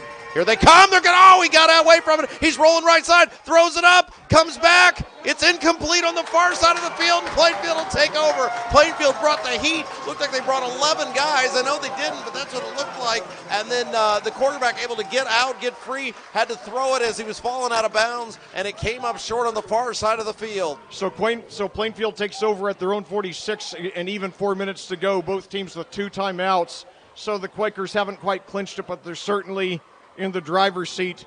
If you're Tri-West, you got to be upset that you had to that you ended up, finishing off that drive with 3 consecutive long passes, because that is not your best game. Yeah, I just don't understand. As effective as Brown was early in the ball game, they went away from him really late in the first half, and they really have not reestablished him. Deponette has been very effective too, but Plainfield will take it first down and 10 from the 46. So 3 receivers to the left, 1 to the right. Nieto gets it. He's got about 7 yards up the middle. Yeah, you're basically 3 first downs away in this one with the 2 timeouts left. So you basically got to get 3 first downs to ice this one away. Yeah, so Nieto has had a relatively quiet season so far. He picks up 7 there. He's 12 of 46 on the game on the ground, 3 of 33 on the air, so 79 all-purpose yards. So still a pretty good game. Still below his 1,000-yard pace of last year. So 2nd and 3 at the 7 now. A first down here will go a long way toward putting this one away and giving the Quakers only their second 2-0 start in the last 8 years. Nieto again, he pauses and goes forward, only gets about a yard this time. Yeah, so it'll bring up a big 3rd down here. They've run the ball twice, obviously trying to establish some field position and keep that clock running. You got to probably run your best play here, though. I know the tendency would be, let's keep running the ball, let's keep trying to run the clock, but you really do have to pick up a first down, so you got to run whatever you think your best play is right here. Even so, if we end up punting, there's now 2:51 left. If we end up punting, then there will probably end up Tri-West would probably get the ball back with just about 2 minutes left and have to go 80-plus yards. So things looking good. But, yeah, if we get the first down here, that's awesome, and that almost clinches it. So 3 receivers to the left, 1 to the right. And now Melvin, and he's brought down for a sack, so he does not get the first. Yeah, they wanted to go with that short pass. Tri-West was ready for it. They were in very tight coverage. Good job, though, by Melvin that time. Don't make the mistake. Don't throw the interception. Step up. He will end up taking a sack, but it's a short loss right near midfield. Tri-West burns a timeout with 2:27 to go. You punt the football away and put it in the hands of your defense, who's been really, really great. I mean, you think about it. They've given up 19 points, and 13 of those came on the hands of easy touchdown. Good shape. 3 yards there on the loss by Melvin, so it's 4th and 6. But the important thing is that, Tri-West is going to get the ball back with somewhere around 2:20 to go. And, they're going to have to go probably 80-plus yards, hopefully 90-plus. And as we've seen, they're not an offense that's designed for big plays. They're an offense that's very good, very effective when they're playing in the lead, because they can pick up a lot of short gains to keep the clock and the chains moving. But, once they go behind and they're induced to pass a lot, and now the clock reset to 2:29, they put on 2 seconds. But, yeah, it's really we've got to the main thing we just have to do is just not give up the big play, and we should be fine, especially now that Tri-West only has 1 timeout. Yeah, so again, 2:29 to go. Plainfield will punt it away. 2 men back for the Bruins at the 10-yard line. So obviously the clean snap is key here, and get the kick away. There's the snap. It's a high snap. It's over his head. It's on the floor. He picks it up. He can still kick it. He does. It's a line drive kick. It'll hit at the 50. It'll roll. It'll take a Plainfield bounce, and it'll roll inside the 30, right at the 35. That was unbelievable. Oh, my God, that's a relief. A great job after the high snap. Just that he was able to get basically, if it was 92, then it would be Keck. Yeah, Keck is the punter, was able to track it down, kicks a line drive kick, even to get it off is incredible. Tri-West, thankfully, was afraid to touch it because then it becomes a live ball, and so it ended up being a 14-yard punt, which could have been a lot worse. Yeah, Tri-West could have gotten it for a touchdown. So, nevertheless, Tri-West still with 65 yards to go in 2:15. So now Owens throws up the middle, and it's over his head. Incomplete. Great defense there in the secondary that time. Number 1, Vanderbush bringing the heat, hitting the the intended receiver 35 down the middle of the field, Covey. And keep in mind, Tri-West's last 4 offensive plays, all long passes, and that is a very uncomfortable position for them to be in, and all incomplete. And I like that Brian Woodard and Plainfield are still bringing the pressure here to be in the game for the Bruins. I like that they're bringing the heat. I like that they're bringing these linebackers. Yeah, so now it's screen pass, And he does get a pass this time. I think he's going to get the first down out of bounds. Yeah, and of course, as soon as I said that, they didn't bring anybody that time, and he was wide open. Now he's a little bit short of the first down. He did get out of bounds. Ball's up at the 44. You got to think I have no idea how the kicking works for Tri-West. It ain't been good early, but you never know. 2:05 left to go in the ball game. Their target's got to be what? Probably the 20, maybe 25-yard line. Oh, and he did not get. Well, remember their kicker, though, he missed 2 of the 3 extra points, so I don't even know if about that. Quarterback draw. They got him from behind. He gets the first down. Nice job that time by Landon Drennan to come up and hit him. He did get the first down, but they kept him inbound, so the clock will start as soon as they move the chains. A gain of about 3 yards that time. So that's a 3-yard gain there by inside of 2 minutes. Barking out signals, looks left, looks right. Snap, back to pass. Has time, in the pocket, looking down the field. Over the head of the intended receiver, nearly picked off on the far side of the field. Over the head of the Plainfield man who was behind the intended receiver. That was Anderson over there, and it'll bring up 2nd and 10 for the Tri-West Bruins. So now Owens incomplete on 5 of his last 6. So the only rushing play in the last 7 offensive plays for Tri-West, counting their last 2 possessions, was that 3-yard rush for the first down there by Owens. So now 1:45 to go in the game. Plainfield 20, Tri-West 19. The Bruins have the ball, 2nd and 10 at their own 47. 2 receivers to the left, 1 to the right. Now fakes the handoff. Owens rolls right, screen pass complete, and he's going to be close to the first down, but I believe he got the first down. He's got to run on the left side.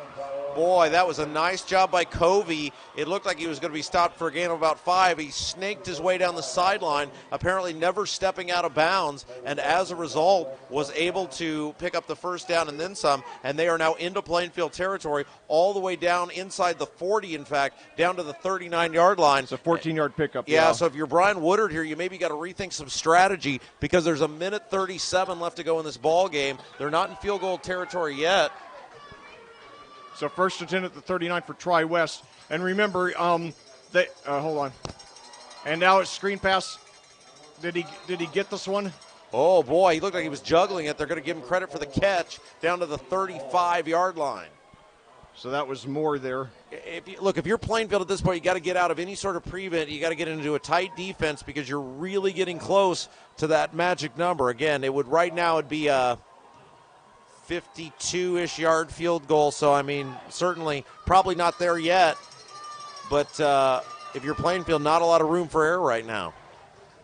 Snap back to pass. Steps up. Has time. He's going down the field. It's up, and it is incomplete. Dropped it. Lot of contact going back and forth there. The intended receiver for the Tri-West Bruins was number 18. That's Nick Joyner. It was incomplete. So 3rd and 5 now, 1:26 to go. Tri-West with 1 timeout at the Plainfield 34. And remember, if it does come down to a field goal, remember that Tri-West has missed 2 of its 3 extra points. So even a short-range field goal would not be a sure shot, in this game. But hopefully it won't come down to that. 3rd and 5 now at the 34. Hopefully we'll get a stop here. So now Owens drops back, pressured. We got him! Yes! Came off the blitz on the far side, or the near side of the field. It was number 12 for Plainfield, Luke Leclerc, and boy did he sprint, man. He went from the near side of the field to the far side of the field, and he got him all the way back at the 45-yard line. They've got to get to the 30 to pick up a first down. 4th down and 5 with a minute, or 4th down and 15, I should say, with a minute to go in the ball game. That's an 11-yard sack there. So when we return to play now, all of a sudden it goes from 3rd and 4 to it went from 3rd and 5 to now 4th and 16. So now all we have to do is not give up the big play, and this one's ours. Only 1 timeout for the Bruins, so if we take over on downs, then they won't be able to stop the clock enough times. Yeah, what a great job. What great speed there by Luke Leclerc, coming all the way from the near side of the field to the far, a delayed blitz, and there was nobody there to get him, and he seized that opportunity. So a tremendous job that time.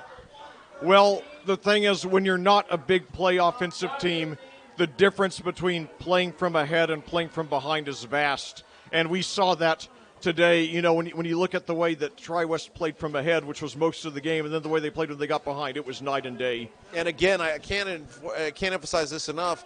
Plainfield has done such a good job when they've brought the pressure all game long. The times they've really struggled here on this drive is when they dropped back. So I would like to see them continue to bring this pressure. I realize it's 4th and 15, but that's still certainly doable for Tri-West. Let's see what happens. A minute 13. They reset the clock to a minute 13. 4th down and 15 coming up. Come on, boys. Let's go for the jugular. One big play, and this one's ours. Fans stopping on the bleachers.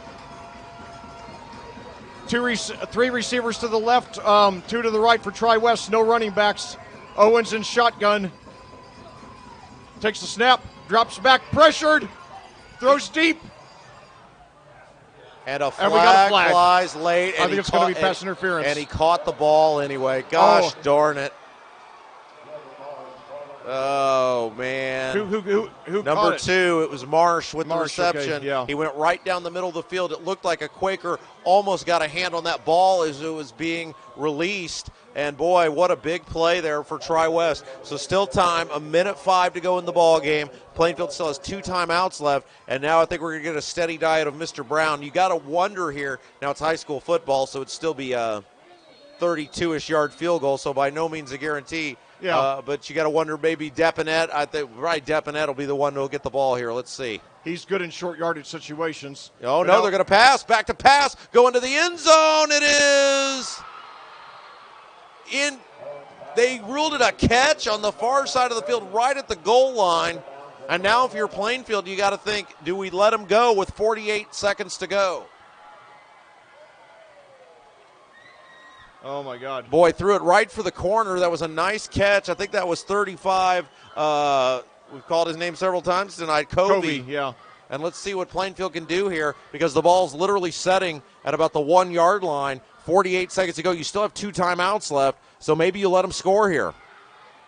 Maybe, yeah. Quarterback sneak, leans ahead, and he is he in? No signal yet. And the clock's still running. 40 There's seconds. the signal, touchdown. So Owens with his second touchdown of the game, coming in like the first one on a 1 yard rush. So it's 25-20. Tri-West with the conversion pending, 39 seconds left. And they'll probably go for 2 here, being as that they're down. Now Plainfield does have 2 timeouts left, so this one don't go anywhere.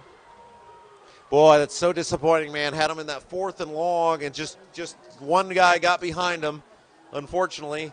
Yeah.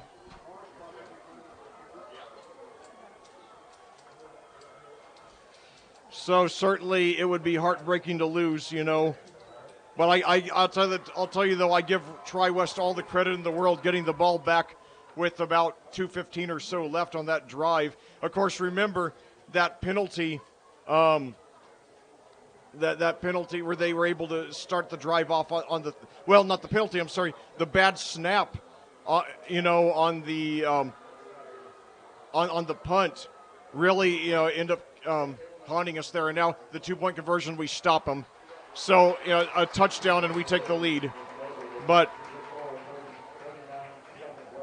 still very disappointing though.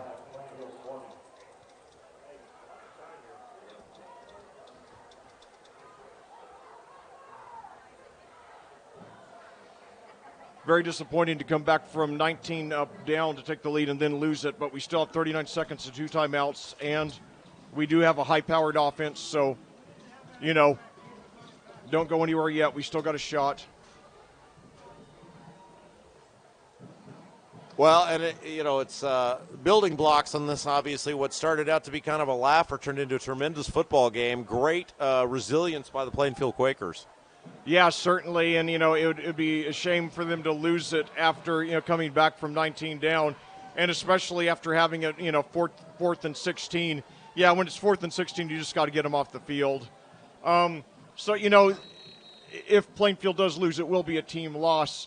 But at the same time, there's good and bad to take out of this, Well, so a touchdown wins it. That's the positive. Yeah. Touchdown regardless of the conversion because it's, 5-point game.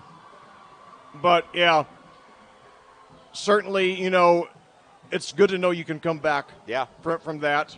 but at the same time, it's a reminder that you've got to, avoid putting yourself in a position where there's no margin for error, which is what Plainfield did by when you start off with 3 turnovers in your own territory and your opponent converts them to touchdowns, you're going to end up losing far more often than not. So the bottom line is don't put yourself in that position. So squib kick, high bounce. It'll be falling on right at the 32. Not even an attempt for a return there by number 21 for your Quakers. That was Landon Clements. And so the task is great, but we'll see if Plainfield's up for it. They got 38 and a half seconds to go and 2 timeouts. They need a touchdown to win it. Well, with the receiving core that we have and a quarterback who has the army that he does and 2 timeouts, I give us a fighting chance. Well, so a couple things. One is, you got to give yourself an opportunity to get to the end zone. Yes. You got to move the ball. I don't know how deep Clement's arm is, but you got to give yourself an opportunity to get to the end zone at some point before the buzzer sounds. So a very aggressive formation, 5 wide receivers, 3 to the right, 2 to the left. Melvin in shotgun, 38.5 seconds to go, 68 yards. Drops back. He's got some time. Throws downfield. He's got the completion, and he gets out of bounds. Vanderbush for 16 yards. What a great job by Kale Vanderbush. Knew right where the sideline was, got some space, and a great job by Clements. Was able to get away from a tackler. That play ran about 7 seconds, 31 seconds to go. Ball up at the 48. Plainfield still with the 2 timeouts left. So now 3 receivers to the right, 2 to the left, 52 yards to go. And now we got a flag. So let's see what that's all about. False start going to be the call on Plainfield.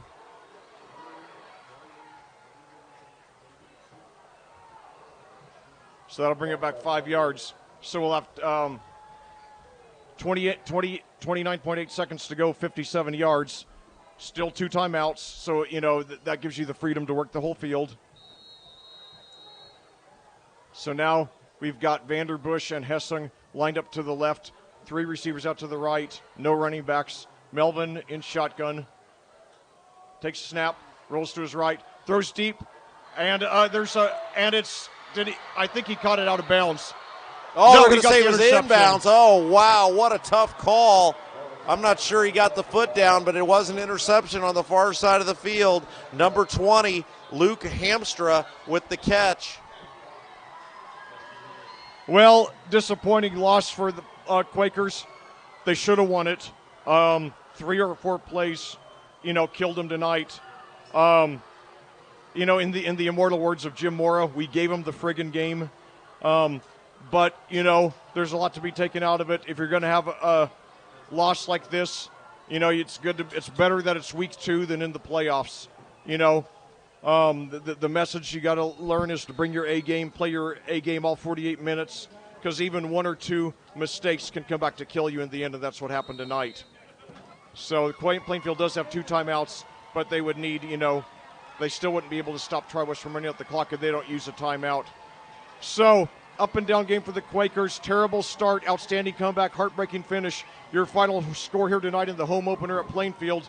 Tri-West 25, Plainfield 20.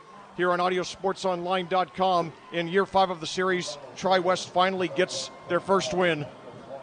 All right, before we close it out, let's thank our fine sponsors who made our broadcast possible tonight. CCB Contracting, Geodis, Gunnell Financial, FC Tucker Homes, Haynes Roofing, Team Turley, Fairway Mortgage, Bailey & Wood Financial Group, Marietta CPA, Tropical Smoothie Cafe of Avon, Jimmy John's and Jack's Donuts Plainfield, BGW Construction LLC, and the Beacon Sign Company. So that is going to do it for us tonight. Lek, great job as always. Oh, thanks, and I hope you all will tune in 1 week from tonight at 6:45 for the pregame show as your Plainfield Quakers visit the Mooresville Pioneers, and I hope if you can, you'll get out to Mooresville. Keep in mind they have their outstanding junior quarterback, Nick Patterson, last year as a sophomore, threw for 21 passes, threw for 21 touchdowns, rushed for 20, so he's a player worth seeing. Patterson versus Melvin might be the best game in the best quarterback matchup in the state next week, and then also a week from tomorrow we got the JV back here as we play Mooresville. All right, so that's going to do it for us tonight. Again, one final time, 25-20. The Quakers fall to 1-1 on the year. We'll see you at the Brian Woodard Show on Monday. We'll see you at Mooresville on Friday night. For Lex Zorn, I'm Rob Kendall. Have yourself a great evening. Good night.